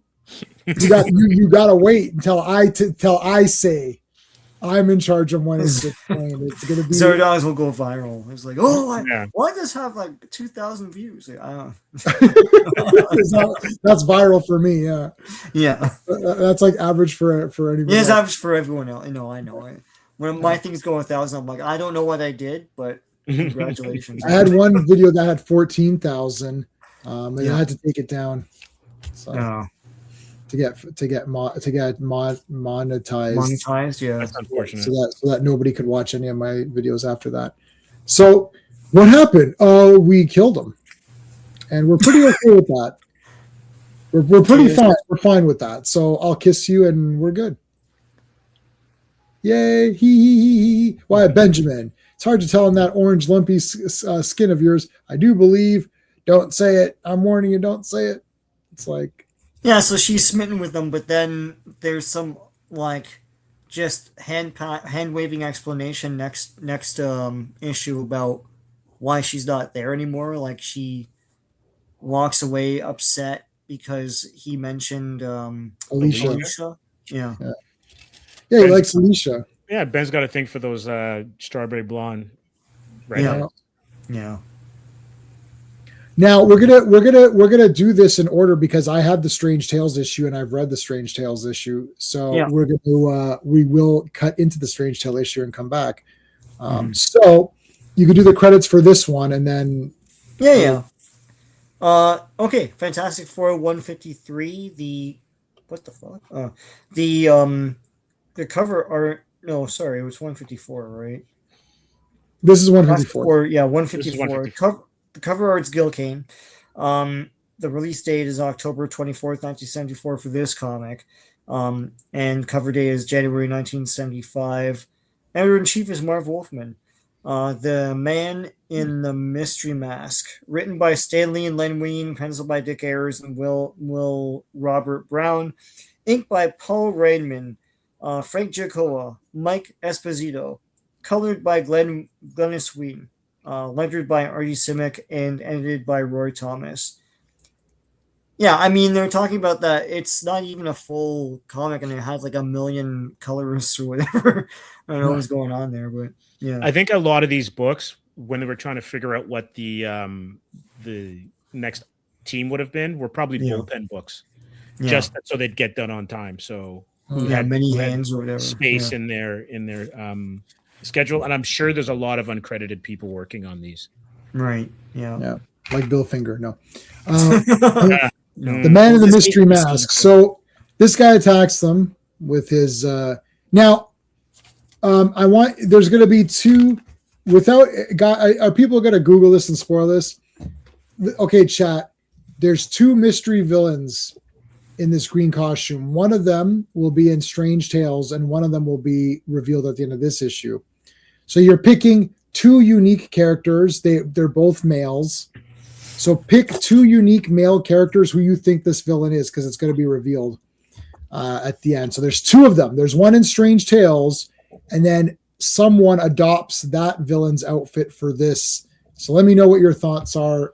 Pick your two guys. And if you know the answer, don't let on you know the answer. Yeah. Like you could still partake, like, still give your thoughts. But okay, so they get nailed by this guy. And they're like, holy shit, we just got nailed. We got to go get him. And then they remember, it's like, hey, that guy looks like the guy from Strange Tales. So we're going to cut to Strange Tales. Yeah. If it doesn't open, I'll have to close the program. It does open. Strange Tales. There he is. Look at that. Also, I can do credits for this if you want. But... Sure, let's do it. Yeah, do it. Yeah, so Strange Tales, 127. This is 127, right? Yeah. The cover art is by Jack Kirby, Steve Ditko, Chick Stone, Stan Goldberg, and Sam Rosen. The release date for this was September 8th, 1964, the early days of the Marvel Universe. Cover date was December 1964. The mystery villain was written by Stan Lee and Dick Ayers, penciled by Dick Ayers, inked by Paul Rainman, colored by Stan Goldberg, lettered by Artie Simic, and edited by Stan Lee. So, our super friend DJ's here. Yep, the Riddler with the question mark. It's the Riddler. So yes, Steve Superforce. I watched it. His cop baton thing shot like energy out. He had the motorbike. I watched it. Watched the whole thing. I think. Yeah, it was like RoboCop. Basically, it was like kind of a RoboCop. I was trying to remember the name of that show. I was because I remember like they show him and he's backlit and everything. He's like got the big gun and all that. Yeah, ridiculous. It's awesome. Okay, so there's the page we just saw in Fantastic Four. Yeah. Here it is in Strange Tales, and I love Strange Tales. I just love this series. I wish I could get them. The problem is that there's a few first appearances in them, so they're in the hundreds, and then there's the first. Of course, there's the first Doctor Strange, which is in the thousands. So I don't know if I'll ever be able to get at the Johnny Thunder, Johnny Storm. Same thing, different weather, or same shit, different weather. So, anyways, he was flying. They're flying around. All of a sudden, out of nowhere, go right into the water. What the shit? You know what, Reed? You're a POS. How you like that shit right there? It's like, well, F you, Johnny. It's like Johnny's like, I'm like one of the best members of this team. And and then Mr. Fantastic, like, really? Why don't you prove that? He's like, okay, well, remember when I kicked the shit out of this guy? It's like, yeah, you did kick the shit out of that guy. Remember when I kicked the shit out of this guy too? Yeah, like shit, you did. Remember when I kicked the shit out of Namor? Reed's like, you definitely did kick the shit out of a lot of guys. I think maybe you really are the best character. Yeah. It's like, I think you are the best character. See you later. I'm going home. I'm going home to be the not best character. See ya. Bobber in time. And thing is like, well, you're talking a big game, John. Like, what, dude? Like, what's your problem? So, anyways, they get mail. And they're like, you've got mail. And it's like, we want you guys to race some cars. And they're like, sure, we'll go do that because that's not suspicious at all. Yeah, it's like Mario Kart, but like Fantastic Four. Yeah, it's Mario Kart. So they show up with this guy in his disguise. So, guys, remember, you're guessing who this villain is. The villain in this comic, in the green costume, the green mask. Guess who the villain is? Let me know before you get to the end of this, because once you end this issue, that's it. And then this guy continues on in the same issue we're going to go back to. Now, this was actually reprinted. If you bought the physical copy of Fantastic Four 154, you got this story. Yeah. You got this story, and it was bookended by those other pages. Yeah. So they get into their cars, and I just watched F1 last week, so I was like, nice. It's a race. I liked F1. I thought that was a very good movie. I don't know anything about F1 in real life, so it might be hyper inaccurate. But one of the Marvel masterpieces. It's just new comics coming out, but there's a Hulk in there. Oh no, it's so it's amazing. Oh, this is such a classic Spider-Man. Like him swinging forward is so awesome. That's the cartoon. They used that image from the cartoon. Yeah. Tales of Suspense. Yeah. Giant Man and Hulk. Sharing a comic. Yeah, that's Astonish. We don't Fantastic Four, we don't want to show you this cover yet because we tried something new on it. And wanted you to be surprised. Yeah, you just didn't have the cover art yet. That's yeah. But we can say there's Submariners in it. Like, oh, yeah. All right, go. Go, Speed Racer. Go, Speed Racer. Yeah. All right, a lot of text here. lot of text in these old comics. His car and yeah. I feel like there really didn't need to be that much. It's jobber in time. That's a wrestling term. Jobber, yeah. They can't stop the car. What? I can't stop it, and I can't flame on either. Someone has rigged this car. Oh no! I question mark man mask. Question mark mask man. It's Mystery Man in the question mark mask. Who could he be? Well, isn't every mask a question mark? Like, no, but it's got a big question. It's got a weird Sharpie. Yeah, it's got a question. It's got a Sharpie question. But I mean, where's my Sharpie? Like, just to drive the phone home. Yeah, yeah. Guess who I am? Apple Bobber in time. Yeah, I mean, I like apples. How do you like damn apples? So he shoot. I thought maybe it's Paste Pot Pete, right? He's shooting paste at him. Gangway, it's clobbering time. So they're trapped in this thing, in the caves here. Yeah. Johnny looks like he was ice skating. A little bit. Yeah. Ice capades. Boom. Flame on. Bump, bump, bump. And then he's going to supernova or something. Go Nova. Boys, men. Another ad playing on the insecurities of boys. Yeah. Like, I want to be that muscly. Well, anyway. If you're reading this comic, clearly you're a loser. So you really need to like get, Have you ever had sand kicked in your face? Well, Exactly what I was howdy. thinking of. Yeah. Razor Ramon is not going to kick sand in your face. He's going to kick your face in the sand. To be honest, it sounds like he's selling the super soldier serum because it's like no barbells, no exercise, no weightlifting. Yeah, nice try. Yeah, you know what it is? It's a piece of paper that tells you to just put tension on your arm for like 5 minutes and then do it the other way. Right. And like you see a difference in a week. I try that just without any of that paper and stuff. And and then it just goes away. Because there's a limit to how much you can, you gotta build more tension, right? That's where the weightlifting comes in. Throbber in time. Or you got to be One Punch Man and just do 100 sit-ups and 100 push-ups or whatever it was.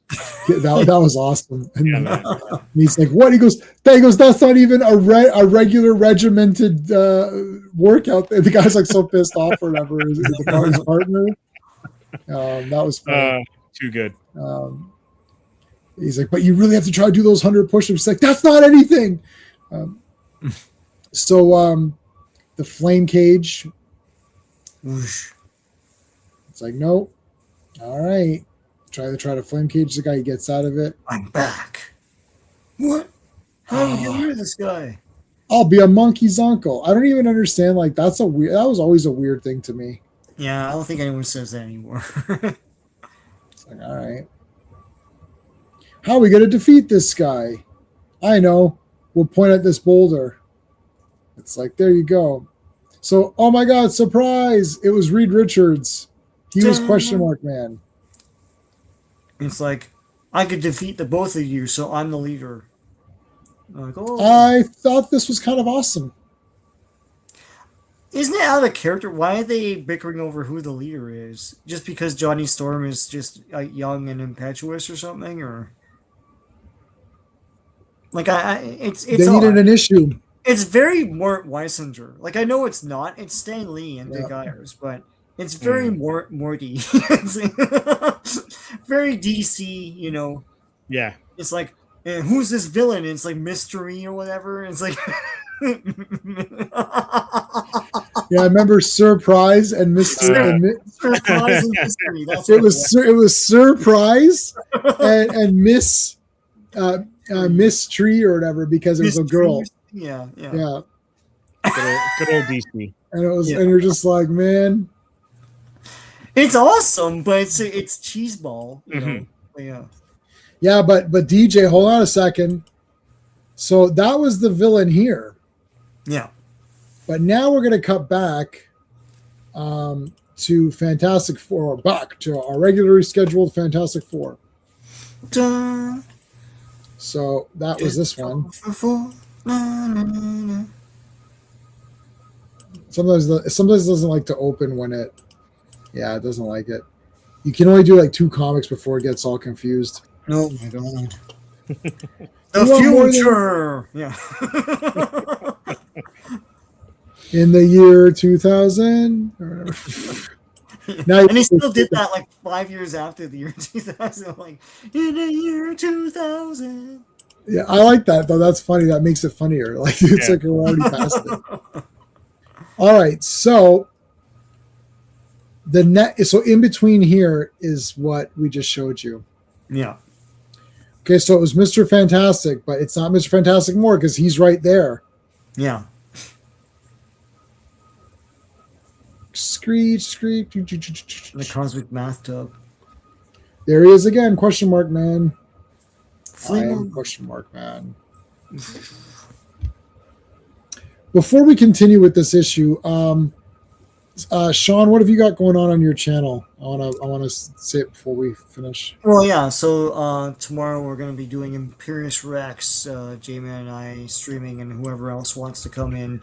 When we just go through comics for, I think we're still in 1963. We might be finished. Yeah, let's finish 1963 tomorrow. Yeah, it's awesome. We see everything that was coming out. A big, diverse selection of comics. And of course there's Earth's Mightiest Mondays And I guess no Fantastic Friday. I don't know. Are we doing it? Let me see. Oh, my phone's charging. Hold on. It's Let me. Boxing Day, so I'm okay to do it. I can probably do it. I can. Yeah, I can for sure. I can do it. Let me look. I think none of the days fall on anything weird. Yeah, I think like next week Saturday after Boxing Day, we're not doing anything.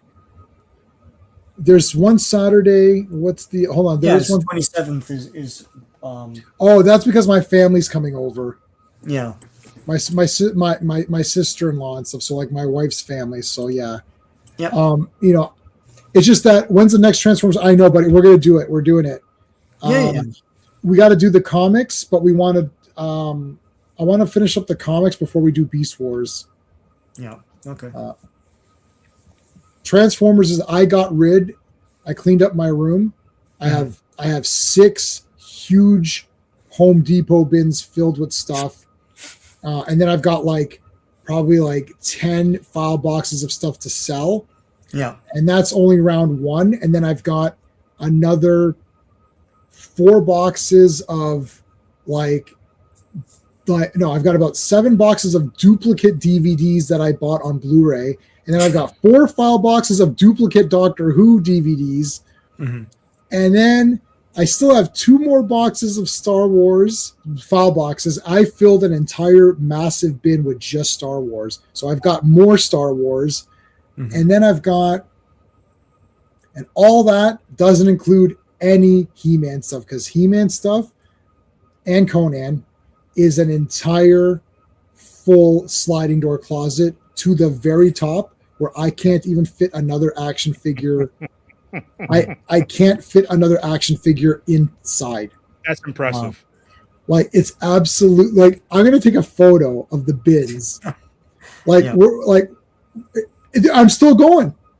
I was going to Home Depot every morning. I'm like, I'll get a couple of bins. I was like, that was a dumb move. I should have just bought more. I was like, okay, let me buy 7.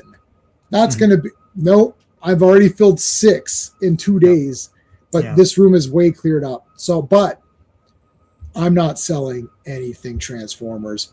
There's no way. Transformers is the best. That's the only thing I'm going to buy from now on, I think. I did buy, because Avengers, I did grab this because I like Beast, so I can show you Beast. Do you see Beast there? Yeah, that's cool.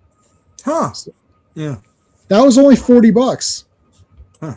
It's very light. It's like lightweight. It's one of the McFarlane statues where it's just basically like pop vinyl or whatever it is, but it looks awesome. Yeah. It's the X-Men, it's the is that Team Blue or whatever? Yeah, it's the Jim Lee cover. From X-Men #1. X-Men #1 Jim Lee cover. Yeah. It's just a really nice yeah. It's very light. Yeah. It's nice because I have it on my top of my computer. I like Beast a lot. I'm really pumped up for him to be in these Avengers that we're covering. Dominic DJ is saying, "Did you guys see the Soundwave figure?" Yes, I saw it. It's great. I saw it. I can't afford that thing. Maybe you two can pull. If you, good news. If you each put in 900, you can get that for me as a gift. My God, I don't think. I think if I got all my friends together, I don't think it could be done. I'm waiting for maybe 20 years from now when I'm much older. Then something like that will be $50, right? The technology gets. That's true. Right. Less than, but then it'll be like, oh my God, how much longer do I have to wait for different things? Yeah. I don't think I'd have to get all my family, all my friends, and then I still don't think. Because even if I got 15 people, no, I would need 20 people to each give $100. Even that's a lot. So I would need 40 people. What's a good gift price? $50. So let's say I'd have to get 40 people to each contribute $50 to get it's impossible. So it's impossible to get it's cool, but I know what would happen. I play with it for a day and I don't, just like when you're a kid, It's the same thing. Yeah, I can sell I've got the Castle Grayskull Classics. That goes for about $3,000 to $4,000 US. Yeah. And I've got it in the box packet. It's furniture basically. It's enormous. It's enormous. Yeah. Like it can't fit through. It can barely fit through the door Yeah. of my condo. All right, so new villain is playing the question mark man, and he's going to get fireballs into his face. Johnny's a terrible aim. He never hits anyone with these fireballs. No. And he's not that far away. They would die instantly if he did. Yes. So. And foosh. Oh, so he fooshed him. I've got was it liquid asbestos, whatever that is. Yeah, wow, that's asbestos is not magic, guys. Like, yeah, you forget about the money you spent after. Like I bought those Scorponok and thingy; those are big toys. Yeah. So together, that's like 500 right there. Mm-hmm. And I think I paid 300 for the first Phoenix or something comic. So that was a while ago. That was before the Dark Phoenix movie. I thought, let me just get it now because it was just going to keep going up. Yeah. All right. Remember these things from Avengers? Yeah. What the heck? They brought these back. They're like, that Avengers issue did great. We should bring those weapons back. That was neat. Yeah, spike balls. Yes, yeah. So he's shooting at them in like, Rumble in the Bronx. Bethune. Quarum. All right. It's a quorum. Yeah. Like, I mean, those spike balls look menacing. Oh my God, Thing's dead. Blast it. So he blasts him. Why did he do that? Could that be a clue? No, Thing was throwing it at him. Oh, sorry, Thing was throwing it at him. I was going to say, okay. Oh yeah, Thing threw it at him. Blasts it. And so this guy's got all these really cool weapons that he's using. So does that help anybody figure out who he is? Who is this mystery guy? I don't know. Even though he's dressed like the Scorpion? Yeah. Dressed like the Scorpion. It's not the Scorpion. It's not Mac Gargan. It's someone else. Green is typically not this person's color. Oh, no. It was this person's color in the past, but not anymore. The color has changed. Oh. Who could it be? It's Nick Fury. There we And go. they're like, Nick, did you have a brain tumor for breakfast? Like, why are you attacking us? I don't. I'm testing out weapons. Just testing out weapons, guys. Like what? Like the city's destroyed. Yeah. Oh, we'll pay for the damages. It is the government after all. You know what I hate? I really hate this. Pissed me off. Nick Fury's like, I'll pay for the damages. No, listen. So that's like you came to my house and you break my Scorponok. Oh, I'll pay for the damage. Yeah, but I can't get Scorponok now. Yeah. Like you can't pay for the damage of the thing that I can't get anymore. It's like, yeah, my insurance is way up now. Thanks. Like, oh, no problem. Courtesy of the government. yeah. This was a Scooby-Doo episode. Oh yeah, I'm Old Man Hodgkins or whatever. It's like I would have gotten away with it too. Like I love that. It's like, so he had the patch on underneath. And he has cigarettes and a lighter with him. That cigar was in his mouth the whole time. And he just like right. comes. You see those guys that like it comes out and then they put it back in their mouth. Yeah, those magician guys. Yeah.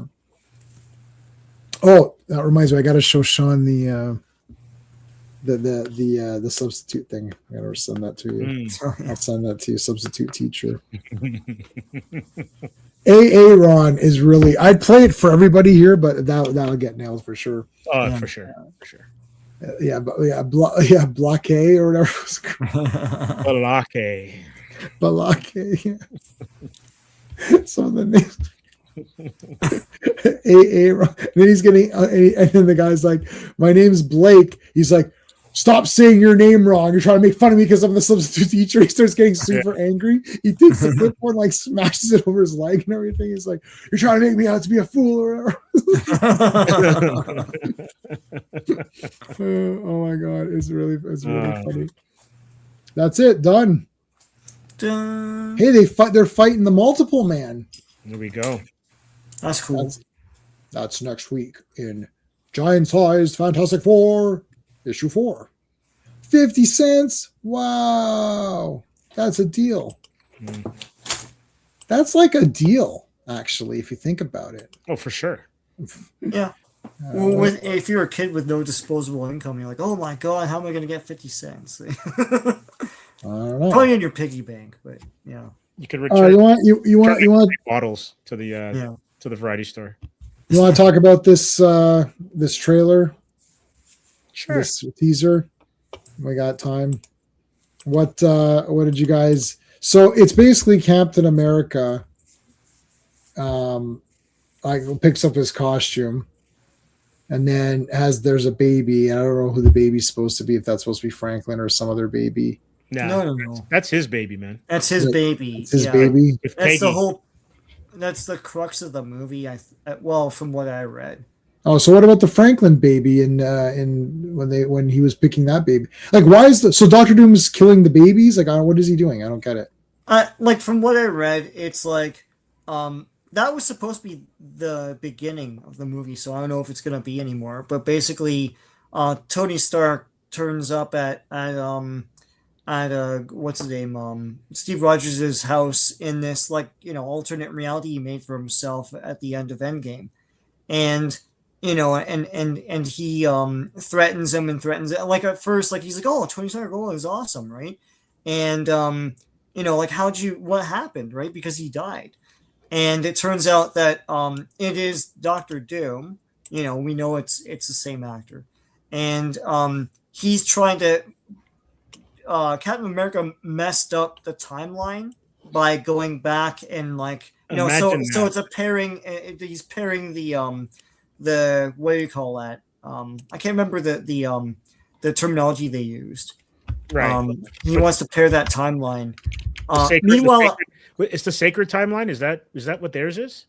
I can't remember. Yeah, I can't remember. So, right. But the other thing too is Doctor Doom has taken Franklin, and the Fantastic Four are after him. But because he looks like Tony Stark, all the heroes side with Doctor Doom and fight the Fantastic Four. Even though he teethed the child, that makes no sense. Because they don't know he did that. But I know there's a scene where Shang-Chi punches Mr. Fantastic in the face, and like his face, splurps out like into a sort of rubbery mess.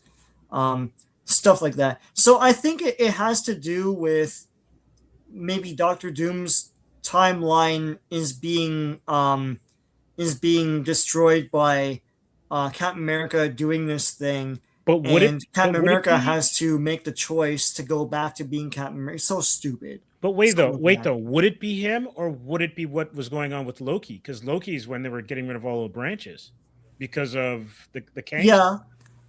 I would say probably, but the thing is, are they going to, have they not learned their lesson? Or are they going to really go back to a show that like a fraction of their audience watched? It's like they want to be a mainstream success with this thing. So it has to do with pairing timelines and things, and it threatening. Why can't Doctor Doom just be evil? And he's Doctor Doom's from Latveria. Thank you.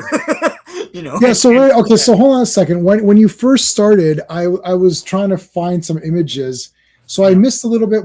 So it starts off with Chris Evans, like Steve Rogers has this kid, and then Doctor Doom. So wait, how is there another reality, or he made another reality? I missed what. Well, no, Chris Evans at the end of Endgame, right? Mm-hmm. He goes back and has a life with what's her face? Yeah, Peggy. With Peggy, yeah, and sits out the rest of history, even though Captain America did stuff, and then according to their version of time travel, him going back is still his life. And but the thing is that messes up, he makes his own little timeline, and it messes up everything else. Once he has the kid, he changes everything. He changes everything because he even meant to have a child, right? So yeah. So you're right. In Endgame, he went back and stayed there and lived out his life and had a kid. Yeah. And then Doctor Doom, this Tony Stark Doctor Doom, Tony Stark is from that reality? Yeah, this Doctor Doom is from another reality or something that's threatened by this. that will probably get destroyed by this somehow. I don't know. It's not that dissimilar from what they did with the animated stuff when it was a Doctor Strange from another timeline who was trying to always I saw that save one. what's her name, save his girlfriend. Yeah. And then he became the evil Doctor Strange, and then they had to kind of trap him in that little pocket bubble. Yeah, they did a Kang storyline in the Avengers cartoon that was kind of like that too, and I thought that's what they were gonna do with Kang in the movies, and they didn't do that.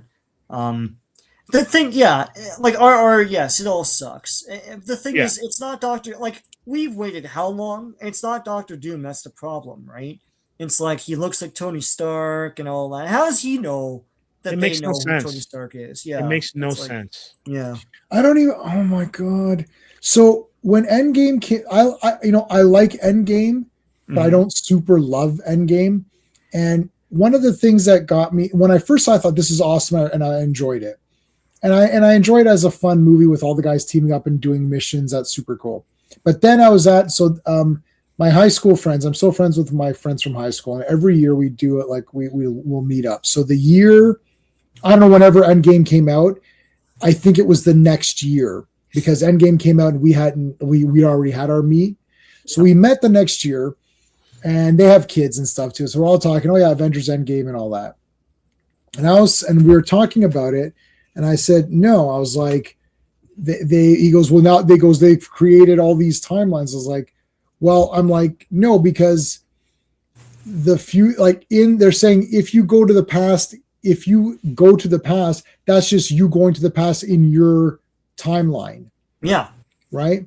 And I'm like, and then it's like, so it's like they're fixing the timeline they're in, not creating a new timeline where everyone dies anyways. So then my buddy was like, no, everyone does die. They just create a new timeline where they don't die. I'm like, yeah, but I don't think that's what it is, because then everyone that we know from all the other movies is dead and the snap happened, and only those heroes going back are safe in a timeline. He's like, no, I don't think so. And I was like, let me stop this conversation. I was like, this is the problem. Like you shouldn't have a concluding movie where it's all messed up and no one really understood exactly what happened.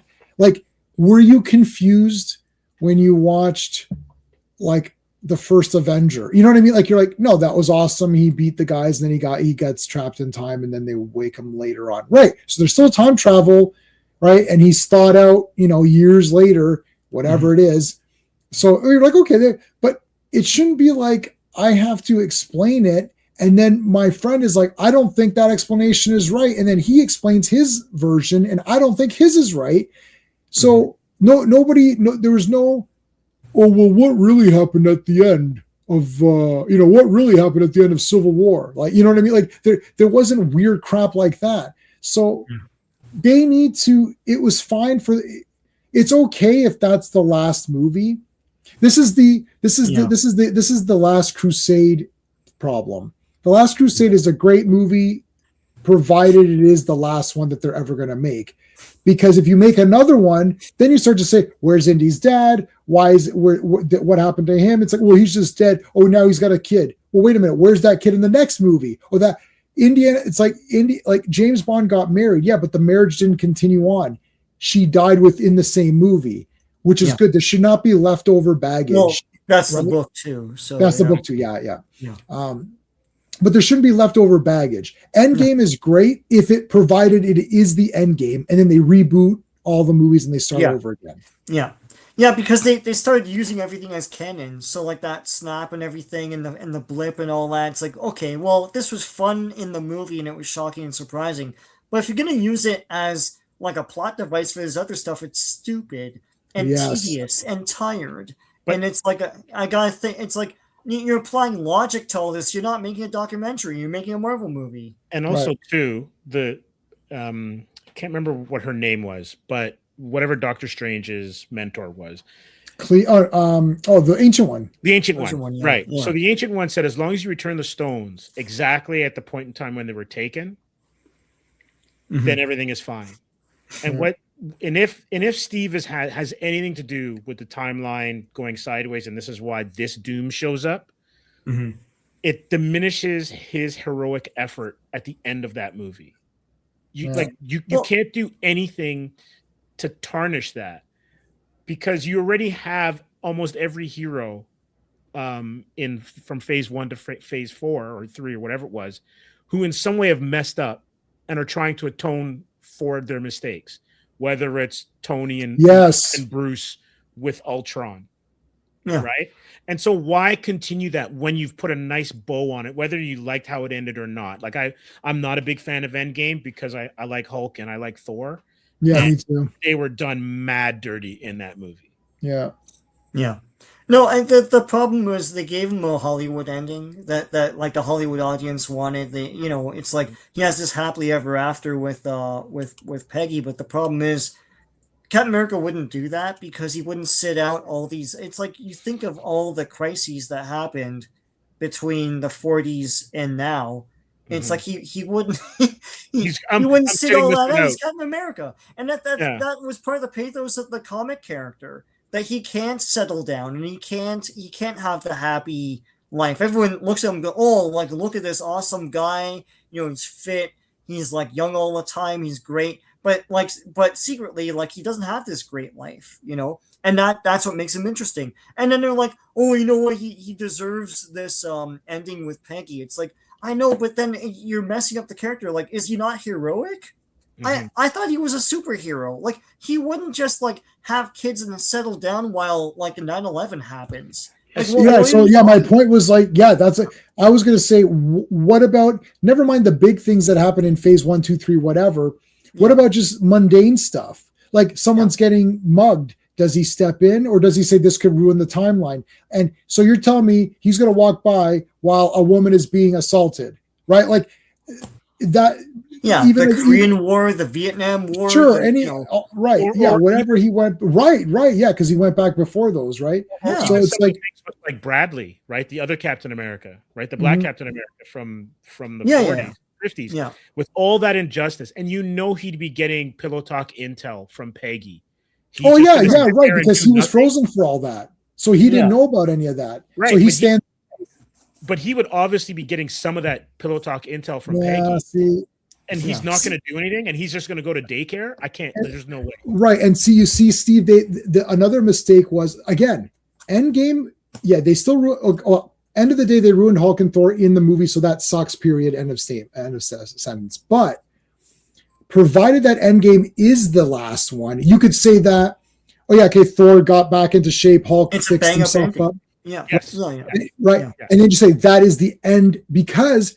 Then later after that they introduce Isaiah, so it's like, oh, so that means Captain America was frozen during all of that time, right? So that doesn't come into play, but now you've put it into play, and because what Sean is saying, he's still alive now during all these wars, that whole shit with that Isaiah crap, all this other crap is happening. I better not mess with it because I was frozen during this time. There's no way. Captain America wouldn't do that. But if they stopped it and then say, okay, Endgame is the end, and then maybe wait a couple years. I'll get to the chat in just 1 second.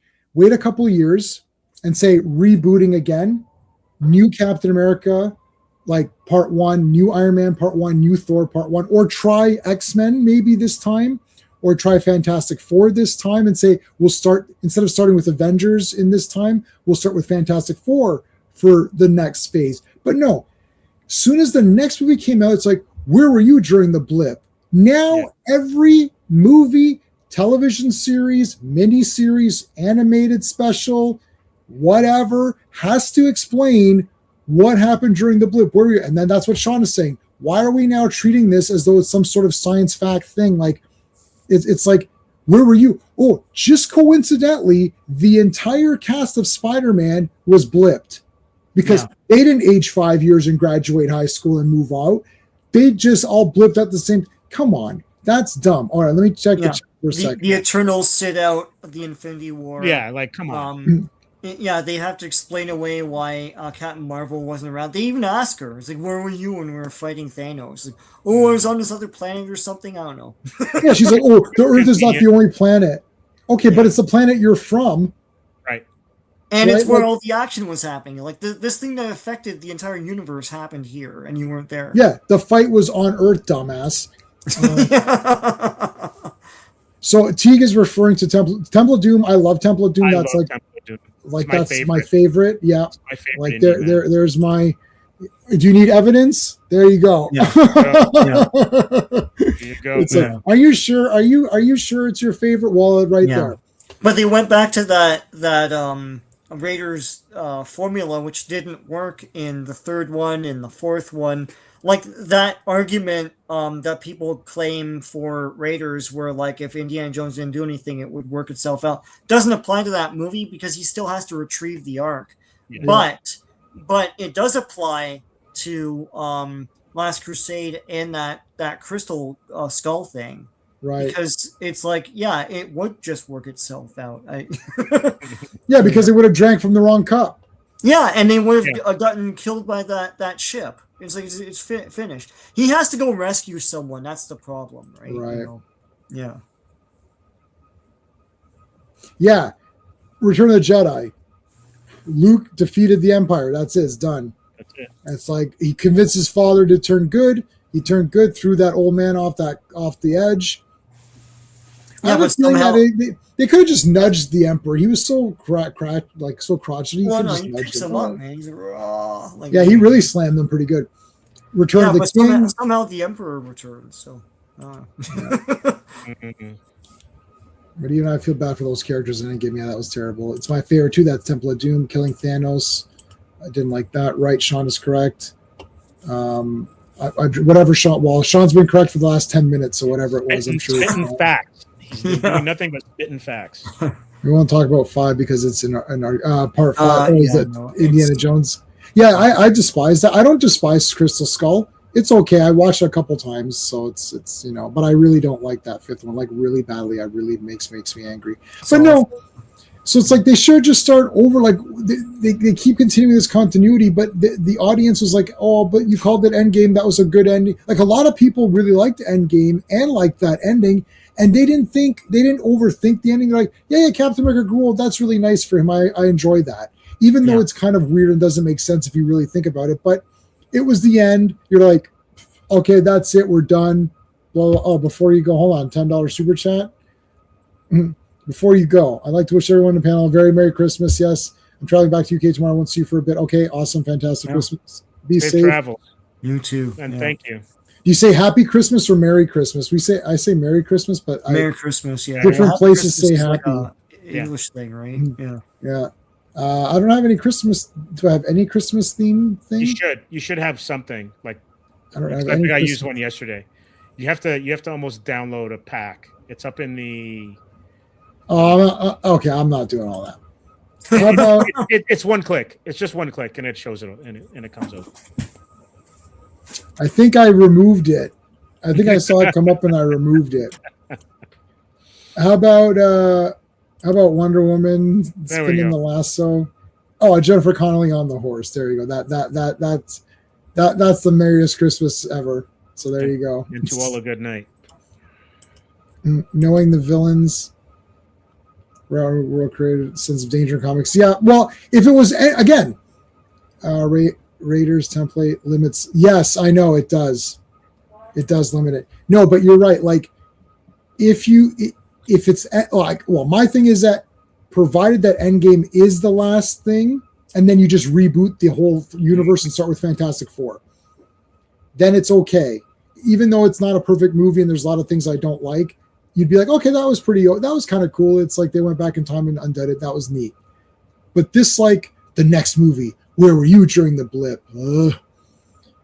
And then they had to show, what was the other one they just showed? Like WandaVision, like all of these things, or Black Widow's movie. It's like, oh, where were you and all? Oh, no, Black Widow's movie took place before, right? Oh, that was stupid before. Too. Didn't Doctor Strange's movie, Multiverse of Madness, that had some echoes because that echoed off of the WandaVision, right? Loki, kind of the same thing because they went back and it was a different Loki that ended up in the TVA. I mean, right? that's right. Yeah, you see, like, come on, like, yeah, that was weird. And don't even talk about Thor. Oh gosh, Thor: Love and Thunder was terrible. Thunder? So is that little kid going to be in Doomsday? Good question. Because he had a kid. Did you see Love and Thunder, Sean? Yeah, that was that. You're on mute, Sean. You're on mute, Sean. Yeah, I saw it with you. Oh, okay. Yeah. So is that kid going to be in Doomsday? I don't know. I don't really care. Like everyone's buzzing about this trailer. I don't know. I don't care. Like, it's like because to me this is all not Marvel anymore. And I guess it's like an old man talking, but to me it's like Marvel's like Bronze Age, Silver Age. Those are the best stories. Once they got into like 2011 and 2012 stuff, and I just sort of, because the problem was those stories were deconstructing, and I don't like that in all of this. And they didn't know what to do with any of those characters. Like, who is Shang-Chi? I don't know. What's his dialogue going to be in this thing? Like, is he for or against anything? I don't even know. He's boring as ass. And almost everyone introduced in that phase is terrible. And they're the stars of this thing. So, I don't know. It's my problem with Thunderbolts. Because it's like almost everyone's the same character, except for the goofy guy. And Ghost is non-existent. So I don't know. Like the writing is out to lunch, and they're going all in on all of these contrivances that they contrived for Endgame and using them as plot devices, like this whole thing with Captain America. So I don't know, and I'm very disappointed that they're going with RDJ as Doctor Doom, because that's just code for this is not Doctor Doom. That's the problem. And then how are you ever going to bring Reed and Doom's real relationship into the movies moving forward, unless they remake, unless the reboot that you're talking about, J-Man, is what happens at the end of these? It's got to be. Because we're the X-Men. They've sat on this now for years, and I think they shot themselves in the foot with Fantastic Four, because I think what they're saying is they will then have their own universe and do all their own adventures. The problem is I don't like the universe they made for them. It was confusing and stupid. It's not really the 60s. Why are they fist bumping? What's going on? They're boring. All of them are boring. So what am I going back to with a second Fantastic Four? There's no excitement building up to this. But I'm going to say this right now as a Spidey fan. You cannot rob Spider-Man fans of not having a Fantastic Four Spider-Man relationship where Reed is kind of his mentor and Johnny is his, young, friend, but they companion. And the interplay that they have, because he even has an interplay with Sue in a weird way, right? Yeah. And so there's so much history there between Spidey and the FF. That if he's still basically Iron Lad or Iron Man Jr., it totally ruins them. Like, they got rid of Uncle Ben, so they'll make short work of that relationship with Fantastic Four. I mean, it's not really Spider-Man. Like, he's got this, like, I know now he'll have a different suit that's low tech. Yeah. But him having the Knight Rider outfit, like, really, that's not Spider-Man to me. And him not having that that Uncle Ben origin, like, he kind of finally had it in the third movie with Aunt May. But it's not what I want. Because he actually learned great power and responsibility from Garfield and the other guy. Right? Yeah, but what it should be is that he's cocky and refuses to help. That's what it was.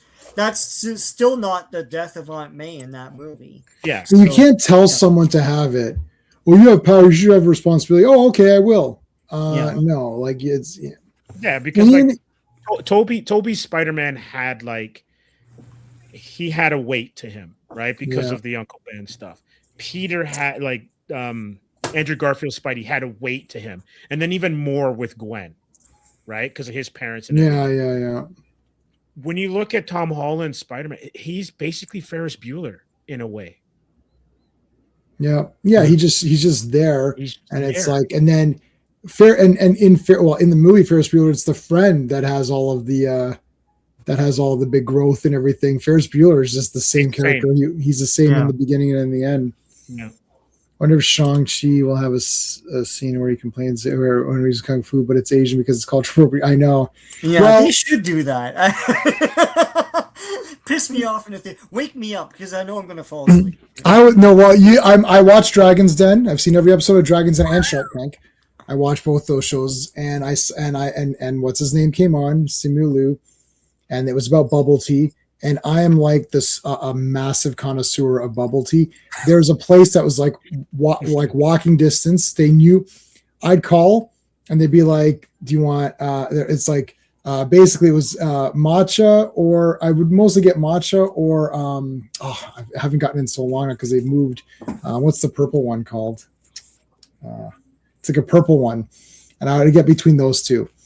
And she knew me. She's like, "Hi, Jason." And it's like, "Which one do you want today?" I said, "I want this one, large." Yeah, tapioca, the whole thing. Yep. And it's like I'd go, and I love bubble tea. And then there's a bubble tea company, and I guess it was two white people or something. He's like, "Well, this is cultural appropriation." It's like, yeah, what are you effing talking about? It's tea.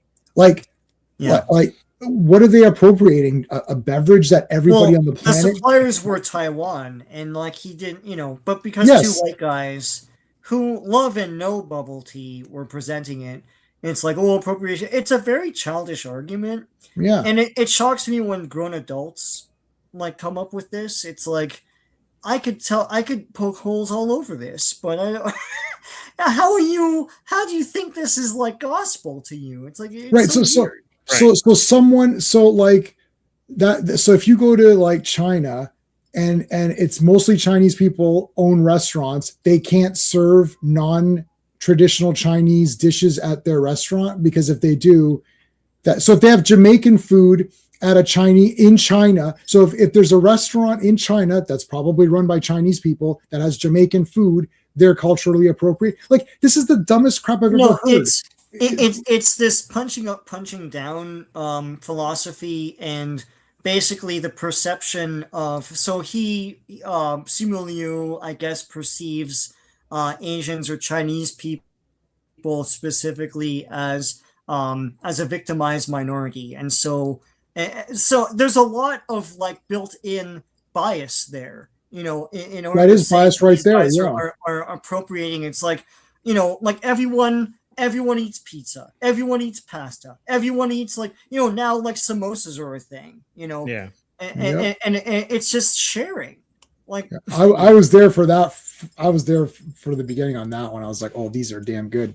What samosas? Yeah, I was there. I caught on too early to that trend. I was before I was way before anybody else. There's a place in Scarborough that sold them like the 5 for $1 deal. Yeah. Oh my now God. It's like 6 for something. It's a different time. Different times now, guys. Yeah. Yes, I agree with Andrew Garfield's Spider-Man at least in part 2 looks the best. That second movie, that's the best costume they've done ever. Yeah. And he is the best Spider-Man, but I agree. He's almost like his movies are criminally bad. Yeah, but he is an awesome Spider-Man. And like this looks pretty good. Yeah. And his sense of humor, all that stuff is on point. He's cocky, he's jokey, he's all those kind of things. Right? Yeah, like the when the kid is there, he's like, "Hey, Spider-Man!" Like he's chatting with everybody. That's super neat. That ending is awesome for part 2, where the kid is standing up to that rhino. Yes, that's awesome. And Spidey comes in. It's great. No, wait, Joe, hold on, Joe Dog. What are you talking about? He looks like Ultimate Spider-Man. No, he doesn't. Andrew Garfield. I think he means the Andrew Bagley. Sorry, not Andrew Bagley. The Bagley, Mark Bagley drawn Peter Parkers for Ultimate. Before Miles, he did have that kind of wild hair. Oh, you mean like you're talking about Peter Parker? Yeah. Okay. Like this kind of like the. Mm-hmm. Because this costume sucked. Yeah. Yeah. I hated it. Garfield was a good actor too. He just given. Oh, he's a great actor. Yeah. Yeah. Yeah, like all of the like that's like perfect, man. Yeah, that's Spidey right there, man. This was awesome. Come on. Mm-hmm. Like, wasn't this awesome what you're talking about when he stands up? Yeah, that part was great. He stands up to the rhino. That would like. Yeah. And his body type's perfect too. Yes, like I agree. Fiery and you know, yeah, it's perfect. You know, Spider-Man, Amazing Spider-Man 2. It's just the villains that suck. Not the rest of it. It's not the whole movie. Like sometimes people say, "Oh, the whole movie's like." You got to be careful. See, I get this with Wonder Woman 84 as well. It's not the whole goddamn movie. Pedro Pascal's thing is pretty stupid, and a lot of it. But the Wonder Woman parts where her and Steve are like investigating, that's right out of the show. And her getting the invisible plane and flying, that's in the comics. Amazing Spider-Man 2. It's more than just the villains. It's also the whole business with his parents. Yeah, that's dumb too.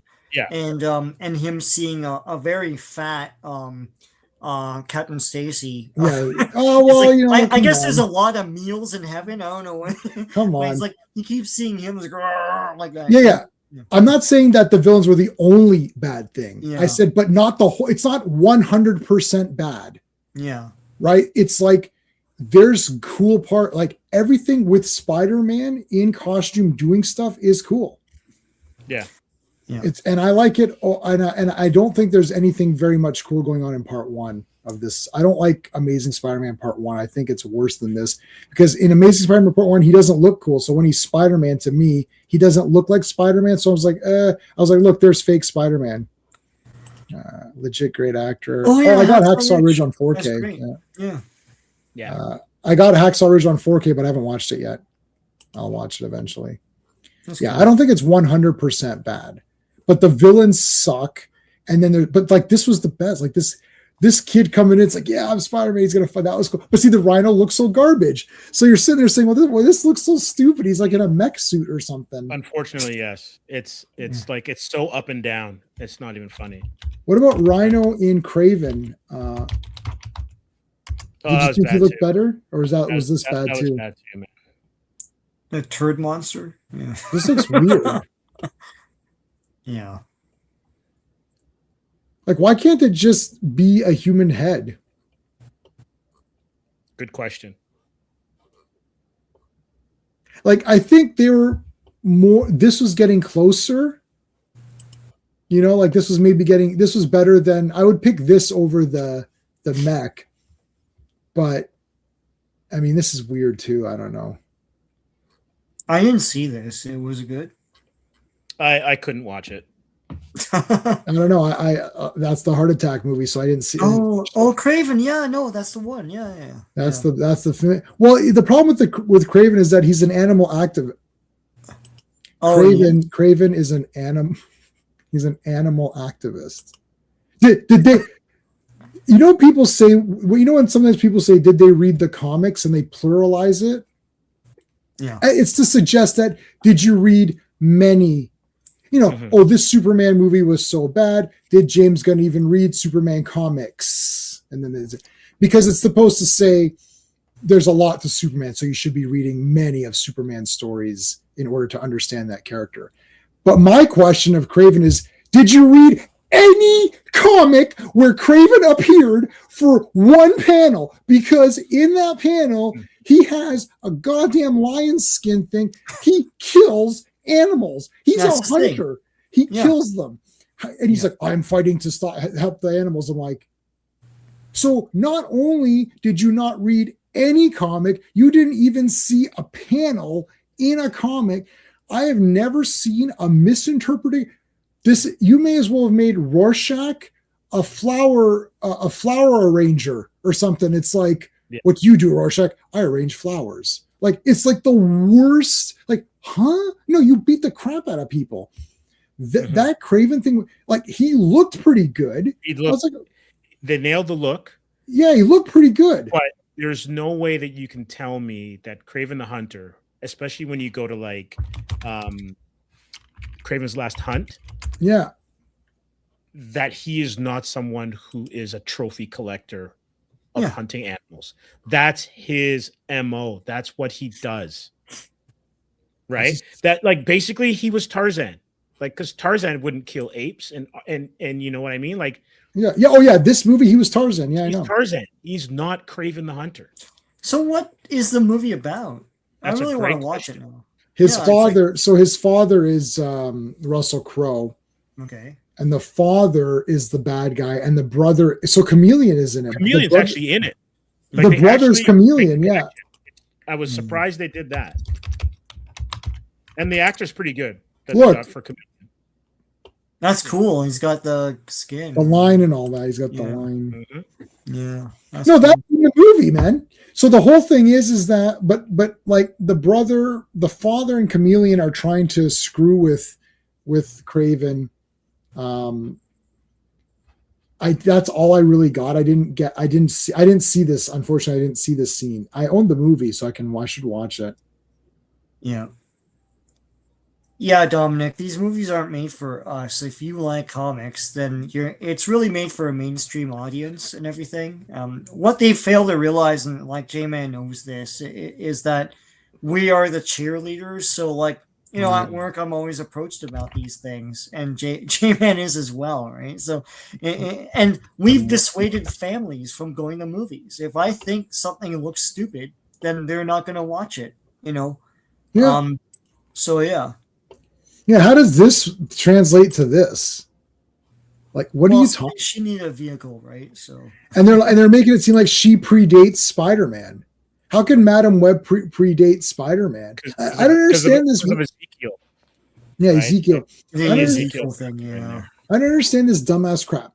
Like, okay, Venom is not a character without Spider-Man because Eddie Brock hates Peter and the symbiote hates Peter, Spider-Man. So how can it's all about rejection? The whole Venom thing is about rejection, right? Yeah, and that's not there. So the whole thing is gone. Like I can look. Craven was around. I'm not defending the movie, but Craven was around before Spider-Man. Like like Craven was doing. You can imagine that Craven was out there hunting animals and doing stuff while Peter was trying to get a job or whatever. But there's certain guys like Venom cannot exist without Spider-Man being there first, because why does he coincidentally look like Spider-Man? Like it's like that's a pretty interesting thing. So Madam Web is the same. There's a few of these things where you're just like, okay, this is weird, right? Like, and then it works in it. Like there's some villains that get created because of the hero, right? Like Two-Face, Batman has to be around for Two-Face to be created, right? So you can't, like now about Penguin was a little schmuck, who was doing crimes and whatever. And whether Batman was there or not, he was doing crimes. So that's fine. But some characters are created with the character. So you can't. So, I mean, again, I'm not defending the movie, but had you made your Craven movie, you could have maybe done something interesting. But the problem is that you want to make Craven a hero.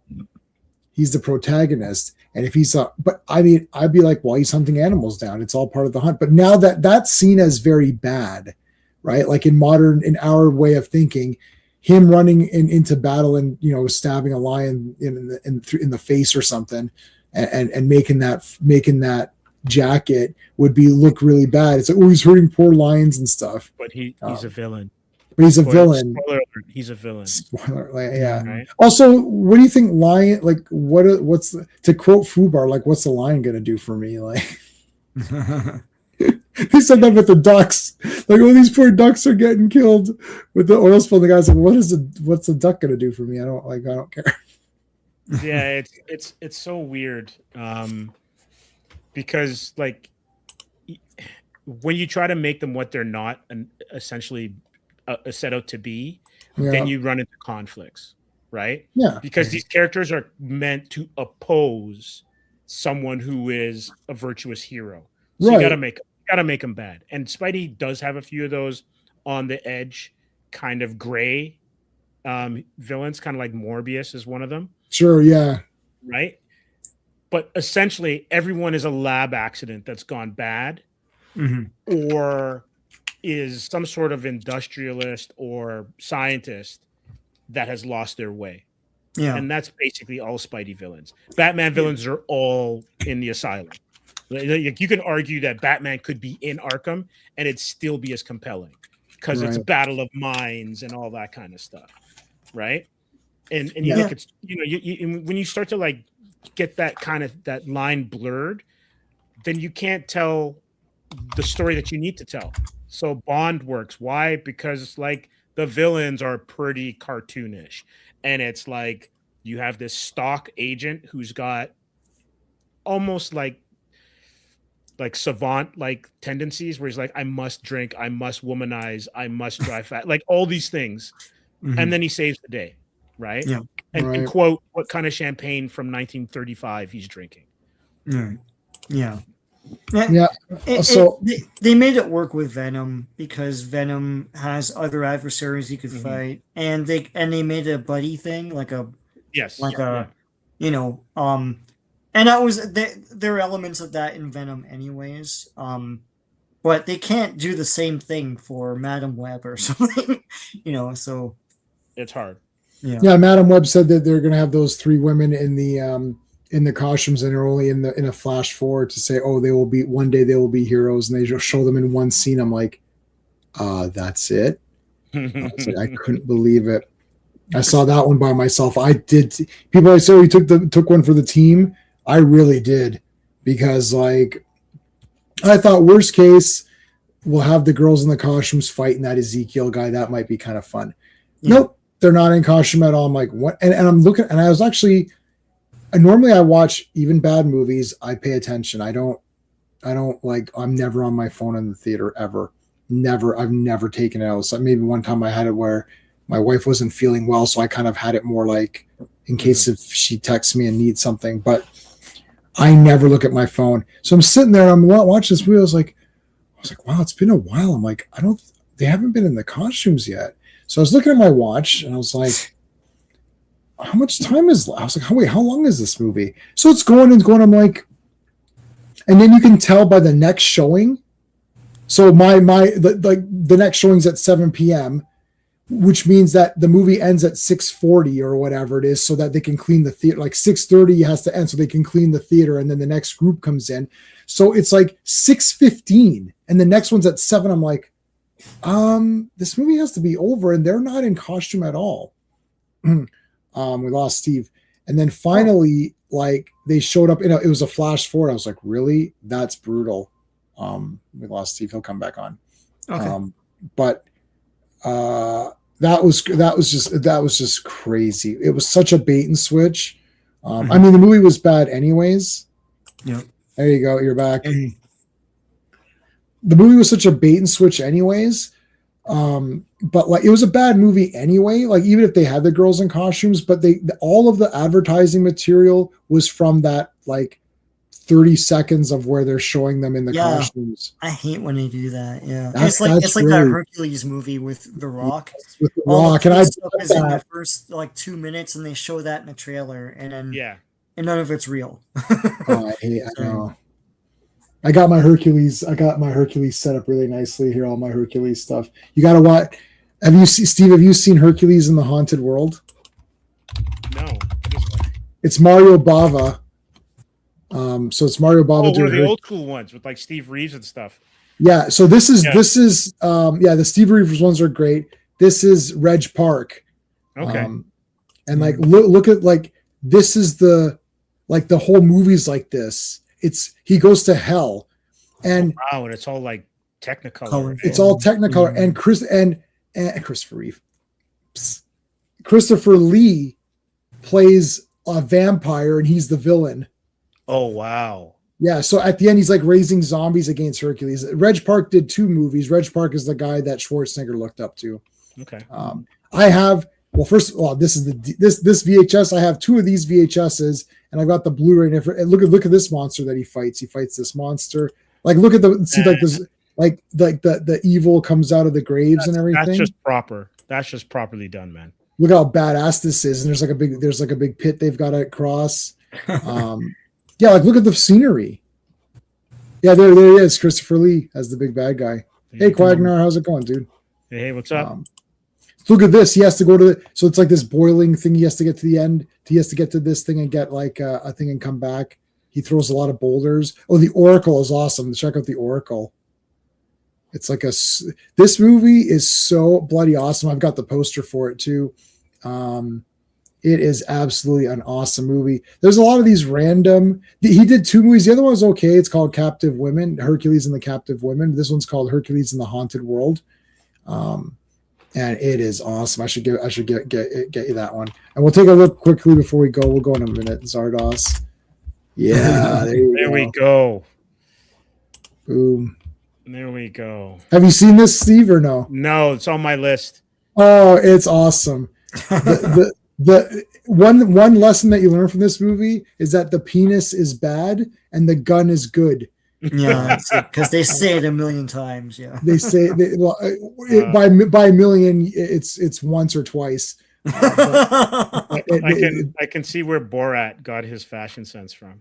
But no, this is a great movie, and the Zardos head is so. When they first shot it, there was no intro. Mm-hmm. It just, the movie starts, and then the test screeners were like, we literally, like, what is happening? Not one person could understand what was going on. So then John Borman, in a way to make it a bit more clear, has this beginning where Arthur Frayne Arthur Frayne is a character in the movie, but he's like a floating head, and he explains what's going on, and that doesn't really. It actually probably made it worse, because you're like, wait, what's happening? Because he explains all this. Now I understand what's going on fully, which I will explain on Circle of Iron Day. I'm not going to explain it now, but I'll show you Arthur Frayne. There he is, Arthur Frayne, and this is the scene. It's like his head. Look, he's got like a painted on mustache. Amazing. That is amazing. Right? So he's floating around in black, and he's talking. It all makes sense. It's all going to be John. Like, Excalibur is the greatest movie of all time. So I love Excalibur. It's so good. I just pre-ordered the 4K on that as well.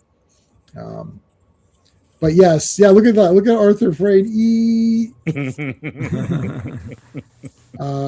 We got what's her name in there? I think I've got this still. Yeah, there he is. There's Arthur Frayne. I'm Arthur Frayne, and I'm Zardos. I present now my story, full of mystery and intrigue.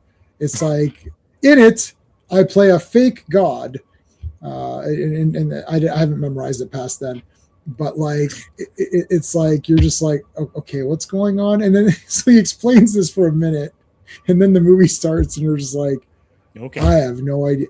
I don't know what's going on, but it's awesome. But nice. So we're gonna do that one, John Bourne. Yeah, we're gonna do You haven't seen Hardware either, right? I gotta show you that one. Which one's that? Hardware, 1990. We're doing this on Circle of Iron sooner than later. Killer Robot with a Super Patriot. Super Patriot. It's way before Super Patriot. Mm-hmm. So it's Dylan McDermott and you wouldn't know Stacey Travis, I don't think, but it's this killer robot thing. It's pretty cool, but like the visuals are awesome. Looks good, man.